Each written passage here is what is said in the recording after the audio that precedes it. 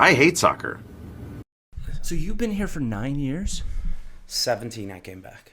In 2017. Yep. Okay. Where were you before that? So I was in Columbus with the crew. Oh, okay. Were you with Ben? I was with Ben. So Ben went... Ben and I started coaching together 2006. Okay. I was done with college. He was a volunteer at U of R. Mm-hmm. I coached my little brothers. I've got 3 younger brothers. 2 are 6 years younger, and that's how I got into coaching. Got it. Like any kid, wanted to be a pro. Realized really quickly in college, I'm not going to be a pro. Not good enough. Don't know what I want to do after college. Stay in soccer, coaching. So I coached my younger brothers. Right. College ended. I looked up Chris Apple because he was big with the junior rhinos. Yep. And then Benny and I started coaching together. Go through the years of junior rhinos into Empire and then working together in the academy. And Ben, he's the 18s coach. He gets the job at Columbus. Yeah. Goes to Columbus in the spring. Yeah. I take over for him with the 18s with Paul. Yeah. And then the DA, it was 14s, 16s, 18s, and they expanded 12s, 13s. Yep. So everybody's hiring. Columbus is hiring. Go down, do an interview, run a session, offer me a job. Berhalter was there. Yeah. He had flipped the academy because they were not it's not a top market. It's not a New York, LA, right. Texas, Florida market. So I go down there. He had flipped the academy. Greg took over as head coach, sporting director, brought in a guy from Spain. I interview, I go, follow Ben. I'm there for a year and change. And then now Empire makes the offer to come back. And I've got a tough decision because I wanted to follow that professional route. But also I'm getting married in 2017. I've got an offer to come back home. I'm from Rochester area. My parents are there. Right. Help create a family. And perfect world, I'm there for 3 years before the offer. Mm-hmm. Working and seeing that side, obviously being around pro players. It's right. It's a unique experience. It's cool. You're at first team training every day. Right. There's collaboration. We're in the office with our sporting and with Greg, but also Nico, who ran the academy, for workshops, once a month. There's so much to learn. You want to take advantage, but, talking with Paul, he's a full-time teacher, still is. Yep. And was keeping it afloat. He's like, we need someone full-time. And he's like, because he's done now. He's done now. And even in 2017, he's like, Rory, you need to come back. Like, right. And I wanted to do something, create something of my own and have something from where I'm from, build something, It's true. And he's like, I don't know how much longer I can do this without somebody full-time because, you're traveling on a bus, food, hotel, and right. He's a full-time teacher. It's hard enough to execute practice, let alone deal with all of the program. And that was only 2 teams. That was only 16s, 18s, which, I guess the name moniker changed to 17s, 19s. The year I came back, we added 15s. But it was only 2 teams then, but still, it's a lot. Did you like it better when it was just 16s and 18s versus what it is now? It's different. It was different. Our pre-academy spanned from 12 to 15 then. And then we had 15s, 17s, 19s. Yep. And now our pre-academy is 9s to 12s. I mean, it's like anything. I think 6 teams, having 13s, 14s has been great because now you've got a better player pool earlier. Yeah. When we were 15, 17s, 19s, the 15s struggled. It was entry year. So now we're usually better by 15, 16, which helps at 17s, 19s. There's not, back in those days, you would go 15, 17s, 19s. So what did the true U16s do?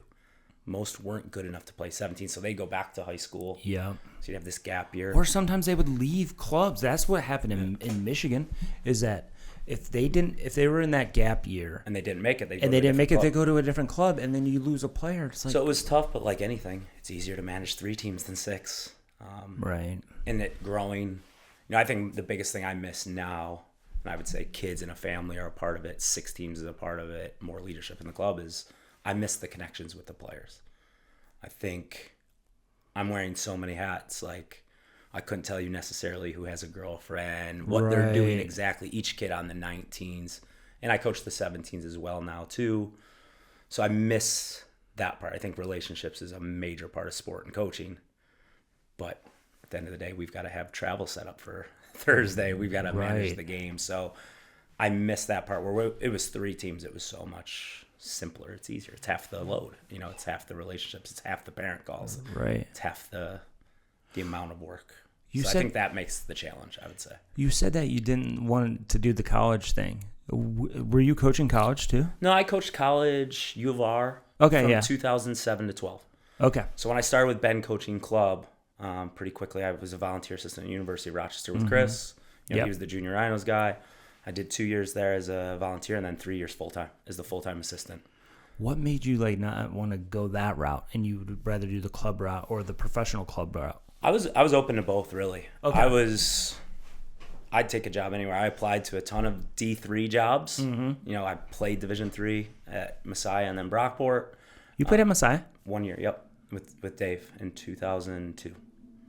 That's awesome. That opened my eyes. Is that culture real? Like I read that book, The Messiah real. Method. It's very real. Yeah. I think they still have it. I mean, Brad is the head coach who was Dave's assistant. Right. And he played there, right? Yep, he played there. Yeah. Aaron Farrow was a senior when I was a freshman, and he's the assistant there. I'm sure the culture is very similar now. I think Dave is special. He's unique. Yeah. He left there to Naval Academy and won. He went to Pittsburgh after that and was building something before U.S. Soccer mandated a pro license, which Dave hasn't done, to my knowledge, any of the licensing. He's done his own education, gone, I believe, to Holland or worked in that realm. Everything was based off of Ajax and the Dutch of the 90s. Yep. So when that U.S. Soccer passed that, he had to kind of rebuild. He went to Hope in Michigan, and now he's at Bucknell. Bucknell won the Patriot League last year. They were in the top 25 up. They might still be, but definitely 2 weeks ago, we've got a coach on staff who's an alum who played at Bucknell and went down there. Like, Dave he opened my eyes to what I had thought soccer was from 4 years old to 18. There's a whole other sport. And then also there's more out there. I'm going to have to figure out what I want to do next, because I played with an unbelievable group of seniors. We won a national championship. Right. I'm probably not playing beyond college. So, through the following 3 years, I figured out coaching was going to be my calling, but I wanted to stay in the game. But so I was open to anything. I applied to D3 jobs. I got rejected more than I got interviewed, and I didn't get them. And, finally, the development academy became an option. So U of R and I parted ways, and then Columbus became my first, since U of R, but my first real salary job. I mean, U of R back in those days, you were full-time for 6 months. You were part-time hourly for 3 months, and then you were camps and clinics for 3 months. So it was a package to make you live. When I'm a 25-year-old living with two buddies, But Columbus was my first job where I'm paid properly. Right. Probably it's arguably the most I got paid to just coach one and then 2 teams in the spring, and I took a cut to come back and be part of something here and build something here and be around my family. Were you there when KP went to Columbus? I was not. He was a year after me. Okay. So you were already back. I was already back. Yes, I was already back. We wanted KP to come to us. Yeah, exactly. But he got the Columbus offer, which you've got to go. If you want to be, every kid I think has aspirations to be a pro, and they should aim high. And if you miss a little, you're all right. And absolutely. Went. And then he came back, and it was a tough decision, because I think the GPS guys were really good to him. Yeah, they were good to him. He was on the national team. He went straight to Columbus from GPS, and then he came back and didn't know what he was going to do. And that's when I was pushing him. I was like, "You need to go to the DA." They took a big leap, him and his dad Steve, and they went to the showcase with us. And he did really well, and they still weren't sold. And listen, everybody, we're salespeople, we're selling who we are. But just because salespeople aren't always honest, so what we're telling them we're going to do, we could be, and you're making a big commitment. You're leaving something to go join us, and you got to drive the hour and change one way. You got to give up, high school and those. I mean, it was already done. So you've got to sacrifice a lot of what to take a gamble on what 2-3 strangers are telling you is this great thing. Exactly. And that's really difficult. No one likes change, but that's really difficult because we're an unknown to them. And they came in, I think KP, I know to a degree KP loves it because he still comes to the 23s. Oh, absolutely he does. He's so committed, and he's the best. I love him. He loves you guys. I love him. And all the boys do. Yeah. Max, everybody does. Love those guys. AJ, Daniel. Yep. Yeah. So what was the big difference between Columbus and then the other MLS academies? In terms of the MLS actual academy versus just, an RNY. or a Michigan Wolves or something like that? Resources. Just resources. Yeah. I mean, these MLS clubs are doing it right. They're funded. I mean, Columbus now is a different beast than when I was there because Haslam family took over from Precourt, who went to Austin. We were training at school fields and stuff. But again, Greg had only been there a year or two and was really revamping something that wasn't a great pro academy. Right. I mean, now the facilities are, I haven't been down, but the old Crew Stadium is the first team. They bubble the old stadium. Yeah. It's turf. There's 10, 12 fields around it. It's awesome. It's a different beast. Now every academy is funded now. Everyone has residency. No coach. Everybody has residency now? I don't know of anyone. At DC United has residency. Everyone has residency. Yeah. Red Bull has residency. NYC, you name it, they have residency. Either houses or host families, billets, those types of things. Yep. Everybody has residency now.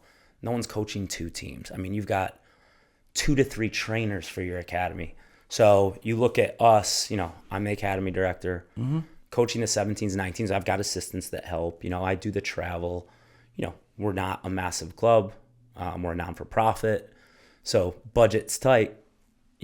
For what I'm doing here, there's 6-8 guys doing in a Columbus maybe. Right. So the resources, whenever a kid of ours has a chance to go, we want to send them. We can't provide what they can. Now, I think we are a little bit more holistic. I want them to be good kids in the community school. And it's not to say that a pro academy is not telling you to skip school, but their job is singular, produce a pro. Right. And that we're a business. We have to keep the lights on, but they are a business, if that makes sense. I was talking to a parent that has a son at the Chicago Fire with like the 16s. He's a goalkeeper. And they were saying that they're all homeschooled. Or basically everything is online for their school. I think he's a U15, but I think he plays up with the U18s and maybe the MLS Next Pro thing. Yep. So, no, a lot of them want them. New York's so unique. Yeah. You have to be in school. I mean, our kids are doing gym class. It's like, why? We're gonna overload because it's a Wednesday. We don't play till Saturday. Right. They're going to be on the field for 2 hours tonight. And they're going to do 42 minutes or whatever. Is it gym class today? Exactly. It's crazy. But every other state, you can get out. In Ohio, for example, every class that was offered in person had to be offered online. And this is 2017. So even back then, all of our U16s or high potential U18s, we had half day or online school. So they were available to be with the first team. And that's what almost everyone's doing right now. If you're usually about 15 or 16 and older, if you're a host family kid or a billet kid or in a residency, your schools online are being provided by, either publicly or privately by the club. So you're available when they want you. Do you think it's kind of like unfair advantage when you're an RNY or a Vardar or a Wolves and you have to go and play? Don't you guys have the most MLS academies in your conference? No, I think it's pretty even. Okay. It's pretty even. It's usually about 4 per division. Because you got in New York City, you got Red Bulls. We're New York, NYCFC, Red Bull, Revs, and Montreal. They've moved Toronto now back to Great Lakes a little bit. Oh, really? Yep. Oh, okay. So we have a great relationship with Toronto. So we play them in the preseason. If February aligns, we'll go up to the bubble. But they've moved Toronto. But it's always usually about 4. Yeah.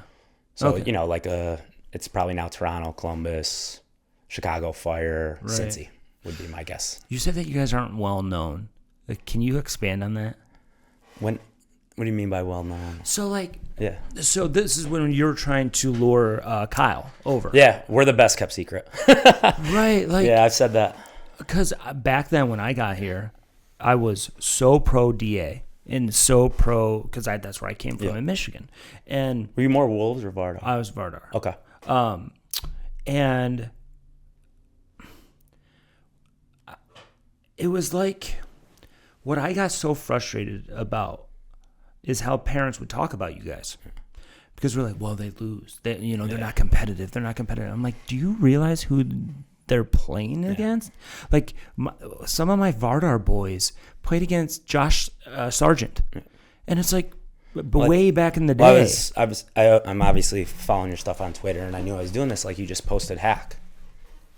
Hackworth? From NYCFC. Oh, yeah. He's never won in Rochester. Yeah. He lost as a 17 and he tied 2-2 as a 19. Yeah. Like, my first year back, playing at 1520 John Street is Hack, Sands, Gio Reyna. We tied 2-2. Exactly. Like, you're playing now. That was 99-00 birth year, and those are 02s, 01s playing up. Exactly. So, and they went on to win the national title, even though they're very young. But you're playing against the best. Our market's not a very dense market. Right. That's why we pull from Utica. I mean, we've had kids from just south of the border in PA to Canada. You get to 50 kilometers over the border by FIFA. What is your radius, do you think? Is it 2 hours? 2 hour radius. Yeah, 2 hours. Right. And it's not very dense. Right. And we're playing New York City and Boston markets. I mean, those are really good players. Yes, they might have 4, 5, 6 clubs in that radius, but right. You're talking about 20 plus million people, so it's a different beast. It's difficult to win. It's really difficult to win at our level. It's difficult, with the high school piece. We don't have all the best players, but I've said, we're the best kept secret because I think there's a stigma of we don't win. There's a stigma we've heard of, which may or may not be true. People have their own opinions that maybe we're not the greatest guys, but also we're a really big unknown in terms of when you think of youth soccer, you think of club soccer, and I think what was the DA, what is MLS Next? There's only one of us in this market because it's not a very dense market. Right. So I don't think a lot of people, unless you do your own research. Yeah. And I think some of it's our fault. We're not great at educating the public around us of what we do. Maybe our reach and our touch and our social media isn't doing as good of a job as it could. But I don't think people know, that our guys are going to train 5.5 hours a week. That they're doing strength and conditioning twice a week. We've got a full-time PT that gets guys back. Mm-hmm. We're in the classroom, 15 to 30 minutes. You're the closest thing to a professional environment, I feel, that we have here. That's the goal. I want to do what I saw in Columbus here. Obviously, there's restrictions in the travel, but people are traveling everywhere. Yeah. The kids from Red Bull, it's a van that drives around, but the van's moving for 2 hours. I mean, we had 6 kids from Cleveland and 6 from Cincinnati that drove 4 days a week, never missed. So like everybody's driving, but it's unique. It's pay to play. It's a lot on the families. We are lucky that we have a throughway. You get in a Syracuse and a Buffalo carpool, like, you got a kid from Toledo driving to Columbus. He's by himself. Right. Mom and dad are doing, and it's not like, oh, you're from Toledo, just come twice a week. You go 4. Mm-hmm. But we're trying to provide that same development process experience. Yeah. And really challenge the guys. Like, I think in some club environments, if a kid's a really good player, he's the captain, everyone tells him, you're one of the best players I've seen in a long time. Like, we want to be harder on our best guys. Like, college soccer's hard. Life is hard. I think, we try to be honest with them and challenge them and push them because we know what's next. And everyone signs up for RNY's MLS Next because they're going to get seen, the platform. And I'm not going to lie, we use it. We're not naive. We got to use it. What I think is the biggest benefit, and Tanky used to say this the best, you shouldn't be here to get seen. You should be here to get ready. Whether it's getting ready to get seen or ready when you get there, because the amount of, the portal I think is terrible. Because Talk to Max. Because of how easy it makes it for a kid to quit. I'm not playing, I'm going to move on. Everyone thinks the portal is going to help them transfer up, but most people are transferring sideways and down. Very rarely does somebody make a jump. 6 years ago, you don't play as a freshman. You go to work in the spring. Now it's, the coach doesn't like me, I'm going to go. And I think what we are hopeful we're trying to do, and we have kids transfer. It's not like we're immune. Nobody's going to be perfect. But like if a freshman kid, that played for us, hey, coach, I didn't play. I said, give it another year. Like, you want to play, there's a way to get on the field other than transferring. Right. Be better than the other guy. And we hope the struggle of playing against the best, the time commitment to play for us and managing your time, the effort we demand gives them resiliency and tools to go do that. And then whatever's next, which is college soccer, but also their schoolwork, their life beyond, because that's what sport can be great for. Most of them aren't going to play pro soccer, right? I mean, we've been doing this since 2007. Right. We've got like 5-6 guys on the wall, and that's including like Bobby Shuttleworth, who's a Buffalo United guy. Right. And, it was before it was Empire Buffalo. So like most of you guys aren't going to play pro, but like you're going to be a professional in something. Like be good people, like live the core values, that type of stuff. Talking about the market here and, you know, your 2-hour radius, has other clubs tried to get into, let's say DA back in the day when U.S. Soccer was still running it? Because U.S. Soccer, this is probably 2010, 2011, U.S. Soccer came to Vardar and Wolves and said, we made a mistake putting 2 teams here in Michigan. Well, now there's like 3 or 4, you know, and then we have the MLS Next 2, and there's like 9 clubs in the MLS Next 2. Has anybody else in Buffalo, Syracuse applied that you know of for at least for the DA? Not that I know of for the DA. I mean, I think the reason Western New York got the bid was Buffalo United, Junior Rhinos, and I think it was either Syracuse FC or Syracuse Blitz, which is now SDA. Yep. They came together under the Empire banner. That was the whole reason they came together, was to get the bid. Okay. I don't think Western New York ends up, use Western PA as an example, never had a DA. Now, Beedling's in MLS Next, but they were not a DA club. I think, you know, population density, yes, U.S. Soccer back then, MLS Now wants, you know, a club in every market so there's access for players, but also, you know, the games have to be competitive. You've got to meet the standards, the resources, that type of stuff. So I'm pretty confident no one's ever applied. I'm really confident. I don't know if someone gets it, because let's just say, you know, even if you took the best players west of Rochester and put them in one in Batavia and east of Rochester and I don't know what's in the middle there, I don't think the population can handle it. Can support Definitely with the high school piece, that you couldn't. Even if you go back to the early DA days and you allow them to play high school and then it's a 7-month season, I don't know if there's enough players. I think Wolves and Vardar are different because you look at those clubs, the population. I mean, both clubs have had years where they've done really, really well. I mean, I know the Wolves guys because Wolves were an affiliate when I was in Columbus. They would wear the crew kit in those days. Right. Lars and those guys. Yeah. It said Wolves on the back, but it was a crew kit. You know, we would play some crossovers versus Vardar when I first came back. So 2017 to about 2019, 20, we would play internationals. Do you know Cleveland. who's coaching that Vardar team? Was it Arce or Mike? Mike Lupinak? It might have been Mike. Mike. Who runs it? Is it Nate? Nathan was there when I think we were doing the cross. It was. So Nate was there when I left. He came in. Demir Muftari was the head of it. He's more on the girls' side now. He's on the ECNL side. Steve Arce, who played at Michigan State. There's only like a 2-3 year period where we were going that way. Yeah. The DA had a cool thing. It was the DA Cup. And yes. It was us, Vardar, and internationals. And only if you won the group, you would go, you know, the winner showcase. If you didn't qualify, you could go as a showcase. But if you won the group, you're in the playoffs. That's what was going to happen. Like and then Cup. COVID happened. It was FA Cup.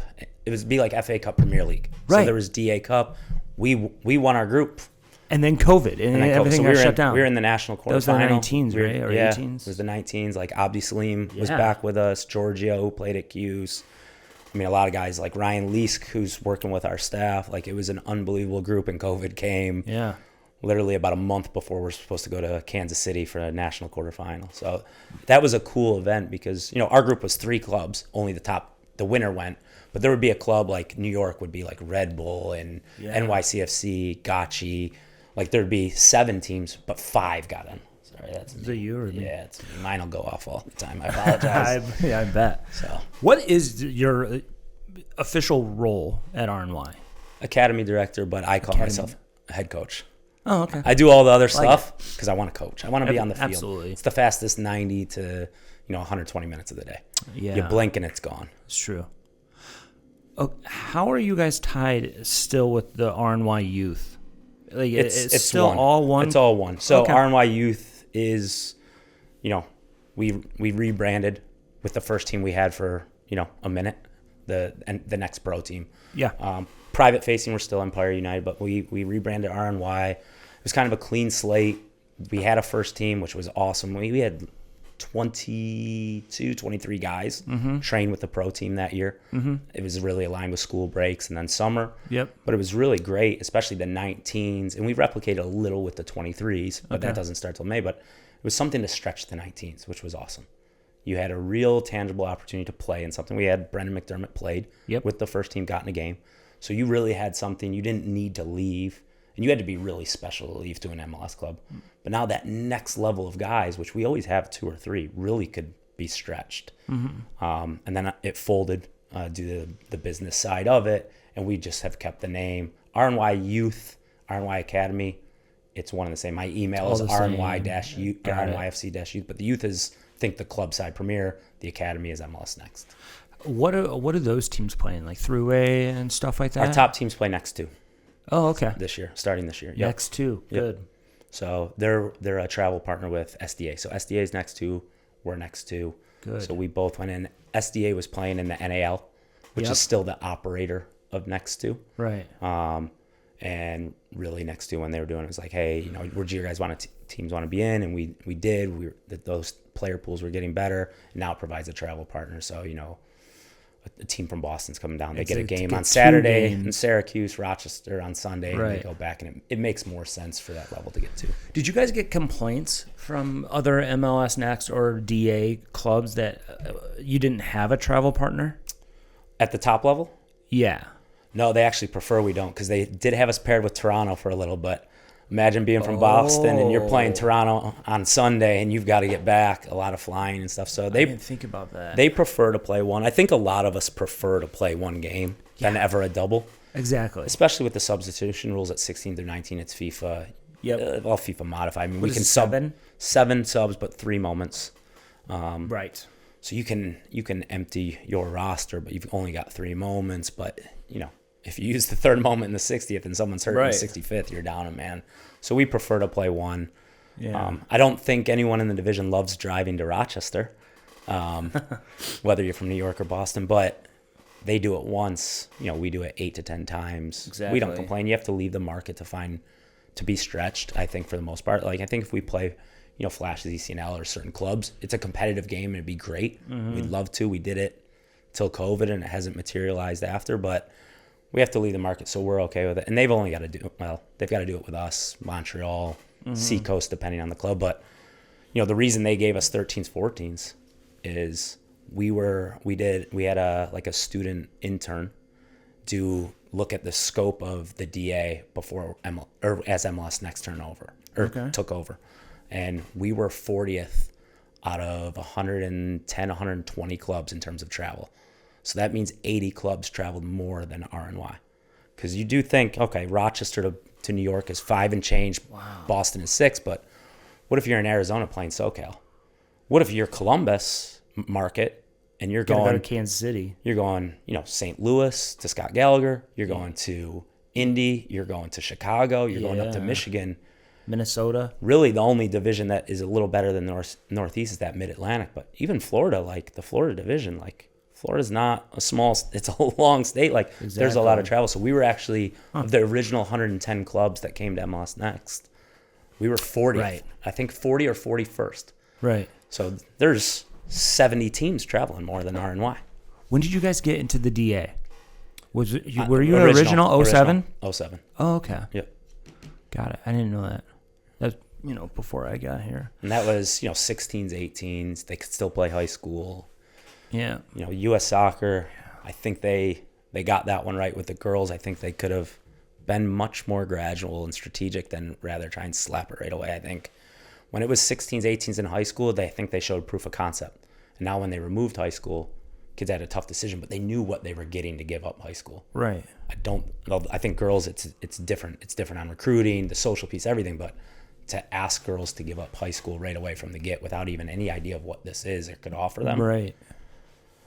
Might have been an impossible task anyway, especially with the ECNL established, but they didn't really land that. I wish U.S. Soccer would have went from the jump and did exactly with the girls what they did with the boys, because I think that's what got us into this mess now. Yeah. Because now that spawned the ECNL. Yep. Because they were 09. Yeah. And because they said verbatim that we don't need to touch the girls. Our girls are the best in the world. They're winning. It's the old, if you stand still, you're moving backwards. So frustrated. And you can see, too, worldwide, obviously we just won the Olympics, right? That was right. But if you look at I don't watch the girls enough because I'm so on the boys side. Even though I've got 2 little girls now, I don't know if they'll play, but if you just look at the economics of what they're spending in at least Western Europe and bringing in, the fans in the seats, the sponsorship they're getting, and I don't know how the NWSL is doing in terms of that, and I know they've got players on big contracts, but it's got to be like where the money goes is where the development starts to happen. It's got to be a little bit worrisome. Yeah. I mean, U.S. soccer's still the girls. There's great girls players, and I know the college game, but again, it's a half-year season at best, so it's interesting. Some NWSL clubs are starting to do what MLS academies are doing. Signing kids residency and it's great. All that, and I think that's coming. Yeah. I think Flash might lose a couple players to that eventually. It's great for the girls. It's great. Yeah. One of your biggest sells that, like, when somebody is trying to talk about cost and they're weighing you guys versus somebody else, I say RNY is all in, meaning you pay one fee, and that's including travel. I just had a conversation with Daniel's mom, and she was talking about how great that was because you guys all travel on a bus. All of your meals are included. Hotel. All the hotel is included. Parents it reminds me of old school ODP, like regional camp, where like parents aren't allowed to stay in the same hotel. And it's like, why doesn't more clubs do that? Can you go into like how you guys set that up and everything? Yeah, I mean, I think most clubs don't do it. Just it's a big task. Yeah, but I think economically it makes sense. The sticker price of us scares people. It's a shock, but then you're like, wait. My wife's a teacher. Our staff, we get paid like teachers at best. If my daughter wanted to do this, she did, what's this one of the small, she's 5. She did one of those small soccer programs. She didn't want to do it. Soccer shots. That's what she did. Mm-hmm. I don't know if she'll want to play, but I guess the point is if she chose to do it, like we'd be hard pressed to pay for it. The cost of sport is ridiculous. Yep. There are people getting rich off it. I know I'm not. I know our staff isn't. It's a passion project. But what I will say is, for our price, to your point, I have parents, especially at younger ages, parents I know who have a sibling in another club. I say to them, can you kind of keep receipts and just at the end of the year, every year, give me a gauge? And it's always, if you're at a club that travels out of market regularly for your league to play games, you're over $10K. Yep. And, we're $7,700, but that includes all the travel. And you'll see at 15, we do it just 15s through 19s because they're in high school. Yep. The 13s, 14s is parent travel. Parents. Okay. Which is tough but their tuition's cheaper. But I think at 15s we see a lot of parents still travel. They want to watch their kids play. It is, your son's 9th grader. He's 14. It's still young. By 17s, 19s, parents rarely go. Exactly. And we stream them live now because the technology's there. So if you've got a wedding or whatever, you don't want to take off work. You don't want to take off work. You just put them on the bus here in Buffalo. It originates in Buffalo, the bus. Mm-hmm. So it gets the Buffalo guys, Rochester guys stop in Rochester, Syracuse, we pick up Syracuse. You put them on the bus, you pick them up on the way home. And it gives them, the worst part of club soccer, in my opinion, is it's you come, you train, you go. You don't have that community of like you would maybe a school soccer or the college program. You live together, right? They're not together a lot. Right. So these trips give us that to a degree. Yeah. It's maybe 1 or 2 days, 5 times a semester, but at least they're together. You know what they're eating. You know what time they're going. Well, you know what time they should be going to bed, and we do room checks, but, with AirDrop, you can see so-and-so's phone up at, it's 11 o'clock and the lights out were 9:30. And, I used to, when Paul was in, we'd have our laptops open doing game plans, and I'd have a go to bed graphic, and I would just AirDrop it to their phones, but like you kind of know what they're doing, and their process is the same all the way through. And that's what is going to be next in college. Like, this is how you're going to have to treat your bodies. This is how you're going to have to prepare, interact with one another, share a room with somebody new that has a different life experience. We try to put never the Rochester guys all together in a room. Yeah. So it saves money. I think it helps with the professionalism. Absolutely. And it's unique. I think it's a unique experience that then translates, like, that's what you're going to do as a freshman. That's not new now as a freshman, right? It helps, I think, the transition. I got in so much trouble. This is years ago when I wasn't doing the podcast consistently. I had like Max on or Kyle on or somebody. And I said, you guys, RNY guys, are more prepared for the college life than other clubs. And part of it is the travel, the day-to-day travel throughout the week, right? They're leaving at 4:00 from a lot of the kids are going right from school to carpool. Right, and then they don't get home until 10 or 11 because you guys do the double sessions and stuff like that. And their time management, they, like Daniel was talking about, he's like, okay, on the way to, I nap, I have Daniel a snack, and probably I nap. figured it out anyway. Exactly. But And then on the way back, he does his homework. Yep. And, it's just like the time management and the life skills that it kind of teaches. But then what I always liked about you guys, or at least the players that came in here from you guys, I could have those boys, right? I could have the 05s in. And then I have an 09 RNY come walking in. And Daniel and Ben and AJ would say that next kid's name. Yeah, they know his name. They know him, and they're like, "Hey, what's up?" Who was it? It was probably Maddie, And it's like, you guys build. I don't know if this is intentional or just by byproduct of the bus and the community you guys have built. You guys all know, the kids all know each other. There's another club where we could have, let's say, 05s, and then the next hour is 06s. They don't even say a word to each other. Yeah, they might not know. They just walk right by them. We really we say one program a lot. We say it because we mean it. We say it tongue in cheek. Like if a coach is like, "Oh, my team," I'm like, "Oh, your team." I mean, our team. I coach the 19s. I mean, Luca, Aiden, Cody, anyone. If they want to get up and coach something, I don't care. It's our team. Right. Yes, my job is to make sure their play metrics calendars updated, and I've got to write up the sessions, and I got to assign roles for staff. But we're all part of their development process, and we believe that with the kids. We do lock-ins in the summer.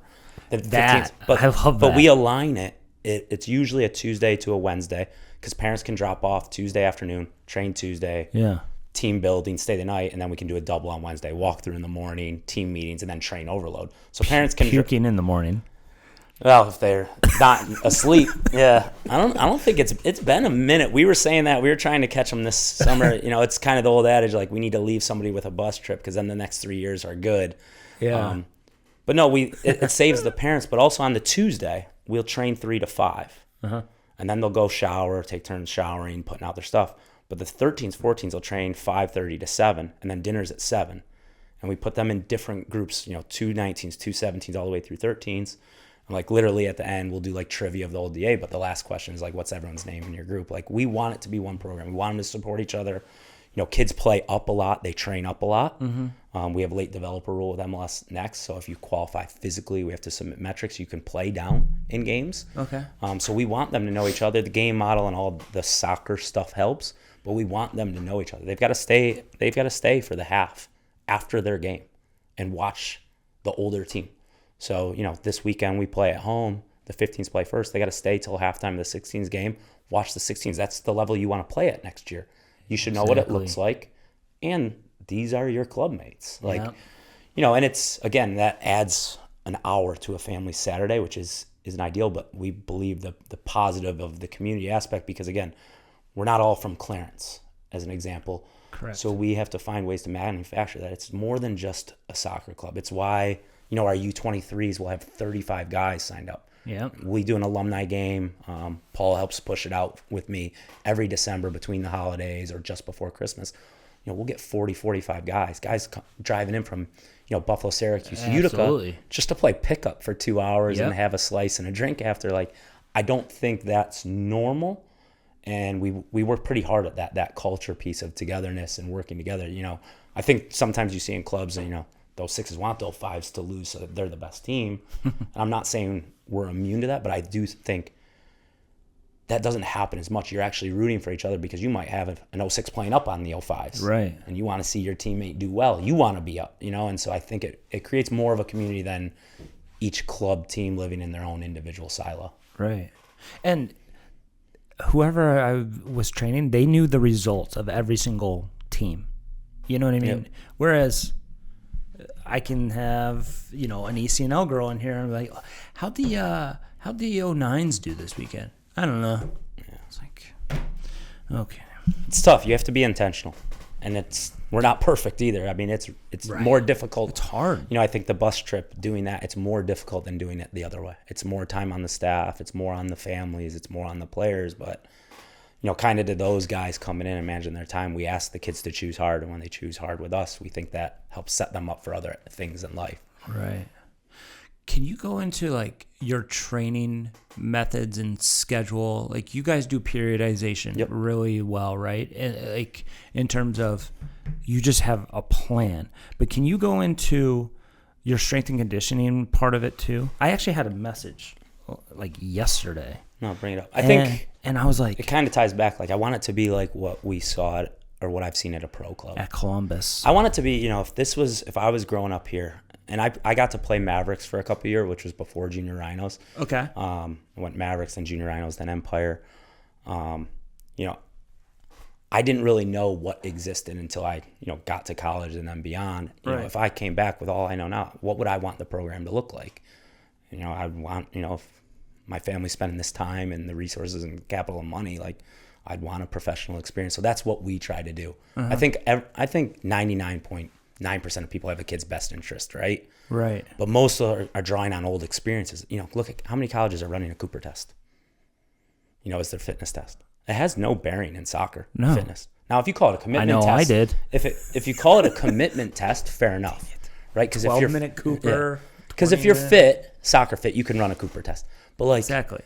you know, the college coach does it because that's the tradition of what that school maybe did. But like, you have to evolve and change. And I think a lot of coaches will run, you know, they're coming from work and they want to do well for the kids. Most coaches aren't paid well enough, but like they're running their cookie cutter session, or we struggle with finishing last game. Let's just work on finishing.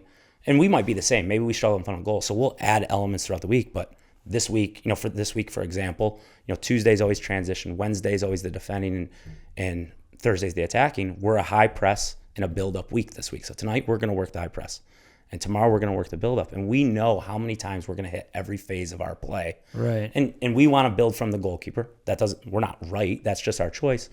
But if you're a team that maybe plays a goal kick long and then builds from there, or do you know how many times you're working each aspect of the game with a kid? Right. To help them develop, because our job is to develop players. Winning's a part of it. We want to win at 13s. I think everybody thinks we scream all development. Like, no, we want to win. Winning's the object of the game is to win. Winning's fun. Winning builds buy-in. Winning's really difficult at our level. And at 13, 14, the league standard is to play 50% of the minutes across the year. And we believe in that as a club. So if you play the bottom guys 50% across the year, it's going to be more difficult to win. But the intent is to win, and here's how we want to try and do it. It might not happen, but our goal is to do that. But we're also going to develop them in a really difficult way. We're going to build from the back. We're going to high press. We are going to do things that are difficult. Because if they go to college and the coach says, all right, we're going to play direct, you know, the opponent's better. If we've asked them to play short and problem solve, they can put their foot through the ball. Right. But if we go the opposite way and you go to a college that wants to play and you've played really safe, like, do you have the processing tools from your development years? And it's like reading and writing. Like, It's true. if a kid starts learning to read at 12 and he has none of the basics from when it's going to be difficult. Right. So if we start building the basics at college or 17, 19, it might be too late. So that's how we believe in our process. And I don't think a lot of coaches and programs know where to start with that. And also time as a resource. Like, do they have the time to put it together? So for us, yeah, we have a full curriculum. You know, it's a spiral, like old education. So, you know, like I said, this week is high press and build. Right. Next week will be midfield possession, mid-block. The following week will be finishing attacks and defending deep. Is that the same for all teams? All teams. Yep. All teams are like, this is, you know, build up and in terms of the curriculum of what day they're working, yes. Yeah. Your 13s are going to work on more of the basics than your 19s. The 19s. Right. The 19s will be very, like, you know, the build up tomorrow for the 19s and 17s is going to be very nuanced to what Bayside are going to do on Saturday. Where the 13s and 14s is going to be, we're focused on us. The staff knows what they're doing because they're watching film and that's their job. Right. But this is about us at 13, 14, or 17s, 19s. How can we win? And which is really difficult. Right. We're not always going to win, but like, is if they're doing this in the press, this is where we'll look to build. Maybe we'll overload a side. Whereas, the 13s, 14s, it's going to be a little bit more symmetrical and basic to the structure. Whereas the 19s, 17s, you can add a lot of flexibility. Okay. But a kid might train up and down. So if I'm working build up on Thursday, and our 15s, 16s aren't, but 2 16s are up, right, they've now missed something. And so we always work the same principle on the day of the week. Now, my exercises are going to be different than the 15s, 16s, different than 13s, 14s. That was my next question. And coaches have different ways they want to work. As long as it's inside that periodization, exactly, you can the staff has freedom, complete freedom. How they we talk to attack each other. that. We talk to each other. Like, I'll be stumped some days, and I'll just be like, Cody, our 13s, what are you doing for training today? I need somebody to get the ball rolling. But the principle is always the same. Right. The phase is the same, so it's always transition, defending, attacking. Right. The principle in terms of the build up, where on the field. The sub principles, I'm working to more of the details, where the youngest is the basics, and then the exercise is complete freedom to the coach. Got it. And the methodology is free too. Like, I like to work in a progression. Some coaches will bounce between progression or whole part whole. I actually 2 weeks ago, it's the first time I've really been conscious of it, and I think it's just where kids are in their lives. Like, we've been doing a lot of maybe not whole part whole, but starting training with just playing. And it's more of a basic exercise than we'll end with. Yeah. But it just activates them. For the older guys, they're in the gym for the first 45 to 50 minutes, which I think you were asking. Yeah. And sometimes it's not the most serious. They're transitioning from school. It's a long day. Yeah. But they get out to the field and they're having a chat, talking before they warm up. I've just got to get them engaged. If I do something technique that is boring, I maybe have lost them for not just the 15, 20 minutes of the technique, but the next 15, 20 minutes of training where we're playing 4v4 to goal. That, if you don't like that, especially with the younger players, what do you guys do technically in terms of where is that in the periodization, or is it through the group tactics? And with the young kids, especially 13s through 15s, there's always a technical element to training. Right. Probably the first 15 to 30 minutes, depending on the day. Tuesdays, we are really heavy with the 13s, 14s. Tuesdays are always technical for probably 30, and about every other Tuesday. We just did yesterday and the previous one. The next 3 will actually be with their own team, but about half a semester will bio band on Tuesdays, 13s through 16s, so they're with themselves physically. But also Tuesdays, the 13s and 14s stay late after training. So they're end training at 7:05, and they'll stay till 8:15. And half of that extra hour will be team building or film. The other half is an extra 30 minutes of technique. And we used to send them to the gym. Let's build some foundational stuff. Right. But then it's our kids I don't think are deliberate as much as they used to be. I see COVID as actually a transitional time where I still think kids work on their own. I don't think the intensity and the deliberate nature of their training matches the game. And we're behind technically where we were compared to 5 years ago. So instead of having them in the gym for 30, 40 minutes on a Tuesday, we had technical training. A lot of guys with a ball, a lot of individual skills. Yeah, go into that. When you say technical, because I think that a lot of parents and a lot of technical trainers, when you say technique, they think moves and step overs and scissors. I'm like, no, it's not. Basic it's passing and control. It's receiving out of the air. It's being able to chip. I went to a soccer expo, and Peter Vermees was there, and he was talking. And somebody asked a question, and he was like, what do the youth kids need to work on? Being able to chip a ball with both feet consistently, being able to clip a ball that isn't going 100 miles per hour, to be able to hit that 20 mile per hour with backspin, with right to left spin, with left to right, you know what I mean? And it's that's technique. Technique isn't a scissors or a step over. Oh my God, when I started this, parents would be outside the fence and be like, do a Maradona. I'm like, who the hell is this kid's coach? Because obviously he's just teaching the moves without the application why you would do it, but it's a one-off. They can't even dribble. Yeah. They can't even dribble with both feet, with all surfaces of both feet, and they're working on scissors and step overs. It's come on. For technique, for us, it's passing, receiving, protecting the ball. Kids don't know how to protect the ball, use their body. It's the ball being an extension of your body. Like using Max is a great example. And we actually say this to all our kids. We say it in our parent meetings. The kids who play in college as freshmen and have the best careers, it doesn't really matter. Obviously, the physical component helps, and the game's going very physical. You can see it with the set piece stuff that's starting to happen. Yeah. And the set piece is related to athleticism. It's not necessarily that because you've got good athletes set piece. It's that with Guardiola and everybody wants to be Pep, the positional game became king, but now the physical component increased. And you see a lot of man-to-man in soccer. The amount of back threes, which are back fives deep, so that you can go man-to-man. Your wing backs can deal with the wingers. Your central center back can deal with the 9. And your outside center backs can deal with the pocket players. And physically, if you did that 4 or 5 years ago, you get exposed 1v1. But the physical capacity of the average player has increased to deal with a 1v1 defensively now. That, obviously the physical component is important. But our guys who play in college, Giorgio Kashevsky is our best example. Yeah. He didn't get the looks. He played with Columbus in the GA Cup. He was at Sporting Kansas City and never completely panned out because he wasn't an athlete, I think. I don't want to embarrass Giorgio. I think he's an incredible player. At the MLS Combine, I think he finished behind a goalkeeper in the 40, which is abnormal. But he still was drafted and signed an MLS contract with Orlando. Why? Technique.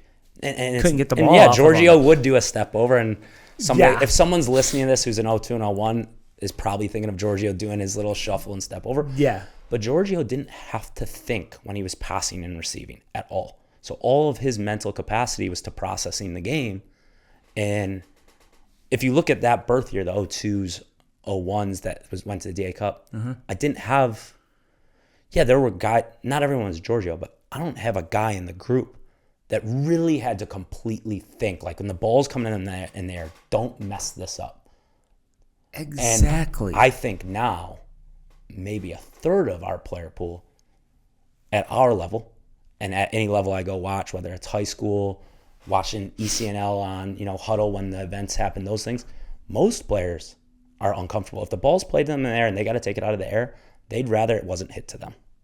And I think so that's that deliberateness. So like when our kids are working on their own, they're doing workouts. I know our kids are, some more than others, but are they working step overs and marathons? Are they trying to shoot at the goal, go watch it? Are they finding a wall and playing it off a wall? Are they doing things that replicate the match? And I think that's where they fall. It's not as deliberate like it was pre-COVID. And I don't know that, I can't say it's cause effect of COVID and, kids didn't do stuff they couldn't be together, but I've seen a shift. Pre-COVID, all our kids, very technically competent. Post-COVID, depends on the birth year. It's not as consistent. Right. So we're spending pre-COVID, even at the pre-academy, when we had them once a week, we weren't spending the amount of time on technical stuff. The kids were doing it on their own. Exactly. And deliberately. They're not now, so we've had to add that to our curriculum and our periodization to make sure they're getting it, and we're giving them good examples of what they can do on their own.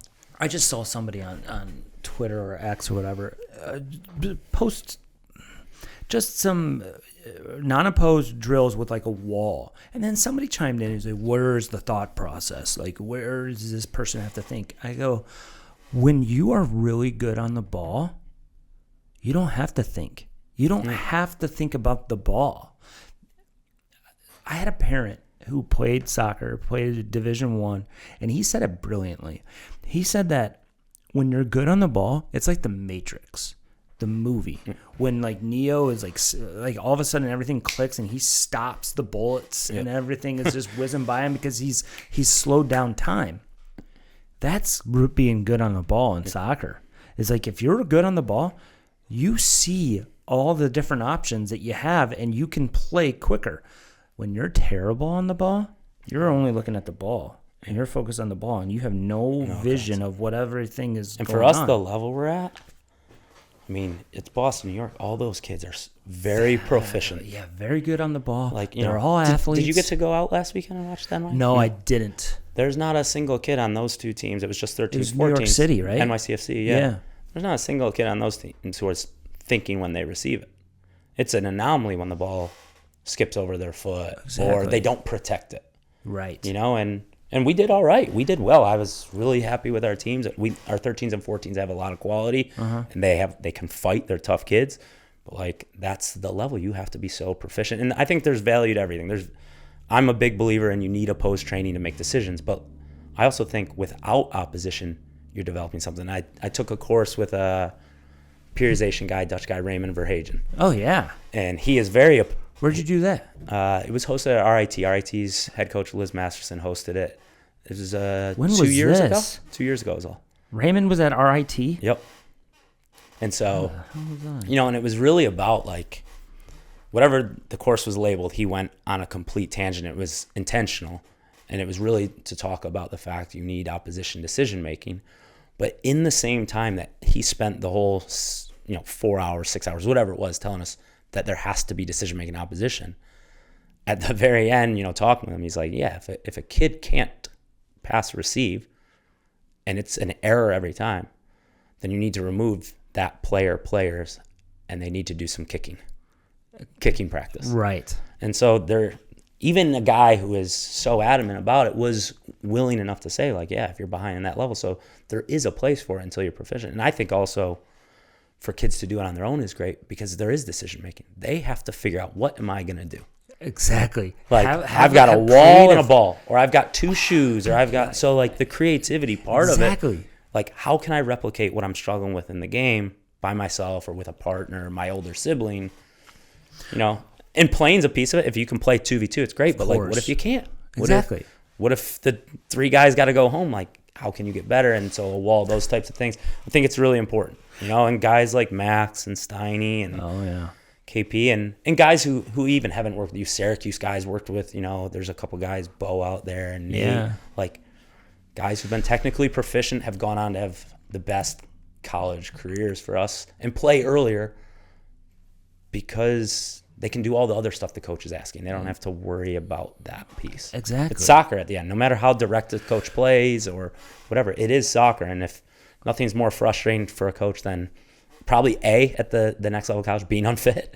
Yep. And then B, a kid who makes a technical mistake that costs you something, whether it's even a throw-in or a set piece or a goal, obviously. But like if you remove the frustration, the coach trusts you more, and then you build that relationship to play more. Coaches will always quote like Cruyff, and he's like, nothing.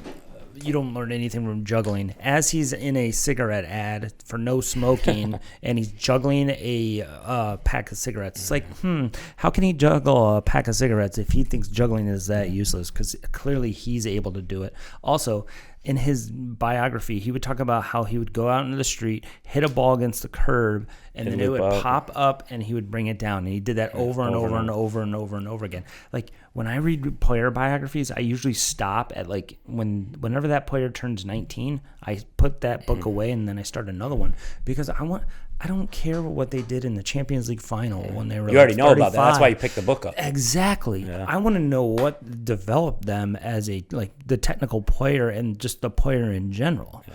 But a few of the older guys who or guys that are now older, Zach Dreyer, who just went to Michigan and coached with us the last 3 years. Jameson Raley's coaching with us. At least they got on us in the last year or so. Like, hey, we're not as tough as we used to be. Yeah. Maybe my kids have softened me up. But, they said, we just redid our skills test for the first time in a few years. We kind of, after COVID, didn't, like schools were not testing them, And so we just have a basic skills test. What is it? It's, they got to go 50, 30, 20. So 50 feet into 30 thighs into 20 head.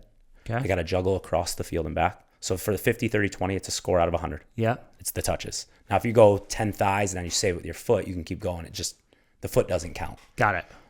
Across the field and back gets you 100 points. So if you get halfway, 50. They've got to do net in the air. 5 with the left, 5 with the right from 18. From 18. 10 points each. Then it's passing into a 2-yard gate goal.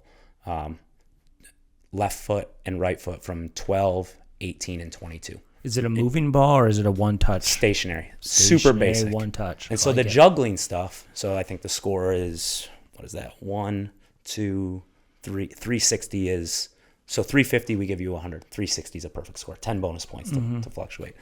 But we say, like, juggling doesn't make you a good soccer player, but show me a good soccer player who can't juggle. Exactly. Like, it's basic ball control, and, we've got good players who don't get a perfect score, but, like, they're close, Corver, I did a Corver diploma, youth diploma, and whoever ran it said something brilliant, and I've stuck with this. It's like juggling isn't the end all be all, and it doesn't prove like what you just said. But what it does give a coach is instant feedback on that kid's relationship with the ball. If I see a kid that's 13 or 14 years old and I say, okay, juggle, and they pick it up with their hands, I know that kid needs a lot of work. Like there's the street artists in Europe that are jugglers. They couldn't play. Right? Of course. But, okay, they're outside the stadium for a third division game and pick your country. Yeah. Go walk into either locker room and ask a guy in there to juggle. I bet they can juggle. Exactly. And so it's encouraging love of the ball and getting proficient. Right. And it's like watching the F2 freestylers, and then like when they have like Ronaldo on or whatever. Like we had a couple kids that did, the headers is the hardest, if you're a good player. Yeah. So we had a couple kids that would foot, head. Well, that's really difficult. That kid's comfortable taking the ball there. So I don't care that they're hacked these stupid tests. It's a commitment test. It's the same thing as a Cooper in a way. Is it a good basis of, is this guy the best skilled? No. Right. But were you committed to making sure that you were prepared for this test? That meant you had to be on the ball. Michelle Platini had a camp. And to get into the camp, you had to do 50 with your right, 50 with your left, and 50 with your head. This is like 8, 9, 10 years old. And the guy that told me this story, he said that the camp was full of 8, 9, and 10-year-olds. I'm like, if it's good enough for over there, it's probably good enough for a bunch of kids in Western New York. Yeah. Man. Yeah, that drives me nuts. Okay. So I might have skated on your curriculum question. No, it's like somebody, we were talking about, like, it was with the Ball State coach. It was his episode, but this is funny because this is the last night. He goes, how many clubs have strength and conditioning coaches running extended, robust warm-ups? We were talking about warm-up. And he goes, not just cone or ladder drills, but true resistance and body weight training that promotes strength and mobility. Deep tissue and recovery sessions, blah, blah, blah. ATCs and staff to guide rehab and stuff like that. Yeah. And I immediately thought of you guys because I'm like, RNY. Boom. We don't have them doing the warm-up like you would see in a pro environment. Okay. It's just a time as a resource thing. Do they always go to the gym first before training? So the 16s through 19s always train second. The 13s through 15s train first. Okay. And then the 16s and 19s go from the strength to the field. Got the 15s go into strength where the 13s, 14s do the extra work. On Thursdays, we send the 13s, 14s home. Right. Let's get them home earlier. They're young. Let's not add too many late nights. So they'll do this, all their strength and mobility. We had a really good strength coach, George Lang, Andy Rice out of Relentless Strength and Conditioning. Did it for like the last 3 or 4 years. I know Andy from playing men's league. He played at Geneseo, hockey guy, like unbelievable guys. This year we went in a different direction because we have an alum who just graduated and is a full-time PT. Got it. So kind of like Dreyer was working with us. Now this guy's an alum. He's on staff. Like you said, Dreyer's going to Michigan. He's at Michigan. He's doing his grad. It's like Dreyer laughing on this. It's like 17 letters in a row. He's doing his medical degree. He'll like pause after 2 years to do a PhD program in the middle of it. Jesus. Yeah. Okay, sorry. I don't know how he's going to do it, though, this May because he's got to come play for the 23. So he's going to have to tell Michigan he's got to put anything in it. But no, those guys were great on the strength, but we went with Janate Vardar, who's running it right now for us. So he does the strength. He played at Bonnie's for 4 years. He did his COVID year at NAS, was an All-American. Mm-hmm. And he's a full-time PT now. So he does the strength and conditioning. And anyone who's got an injury is now we've got a full-time PT twice a week. Mm-hmm. It's incredible because, before, you're trying to help with what you know of the injury, but you just, you don't know. I'm not a PT. I'm not a doctor. Not many of us are. Right. So you see it with, in a club environment, the injured guy is sitting there watching if he shows up. Our injured guys have to show up. So they're sitting and watching. It's not a great use of their time. They're now doing PT for 30, 40 minutes. If they're getting close to playing, they're with him doing work on the side of the field. So it's good. It's, would I like Janate to be out there putting them through a full warm-up, different stuff, bands, playing a game where they've got to move their bodies differently for the first 15, 20 minutes like a pro? Absolutely, but it's just not realistic because he's inside helping the 15s get strong and doing their PT, and vice versa. So we don't use it as a warm-up, but it's been actually with Janate, like I said, Andy and George were incredible, but Janate has brought it to a different level because the PT of actively helping guys get back from injury has been massive for us. We're probably getting guys back twice as fast as we were a year ago. What are the 13s and 14s doing in the gym? They're not. They're not doing any of that. They're Once in a field. while. So when they get done on Tuesdays, we've got an extra hour with them. Okay. Half of that is always technique. The other half could be a team building or video.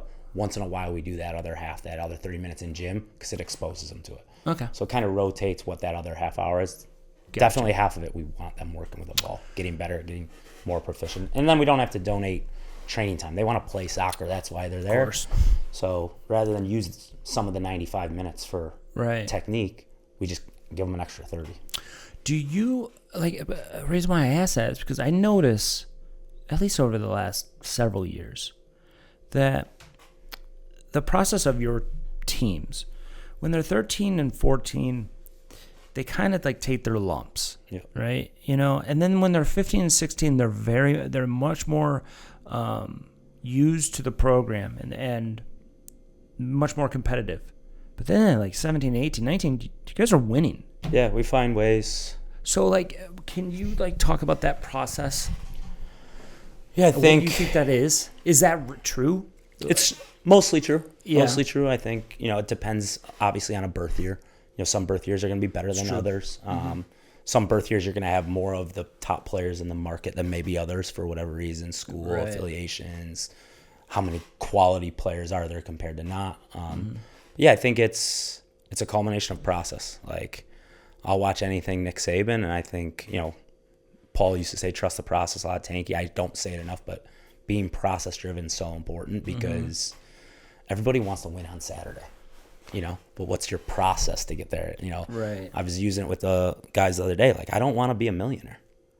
If I wanted to be a millionaire, my process is wrong with what I'm doing in my career. You know what I mean? So it's the process of, at 13s and 14s, if we weren't in MLS, pick any league, I think our 13s, 14s, we would play kids across the season 50% of the minutes.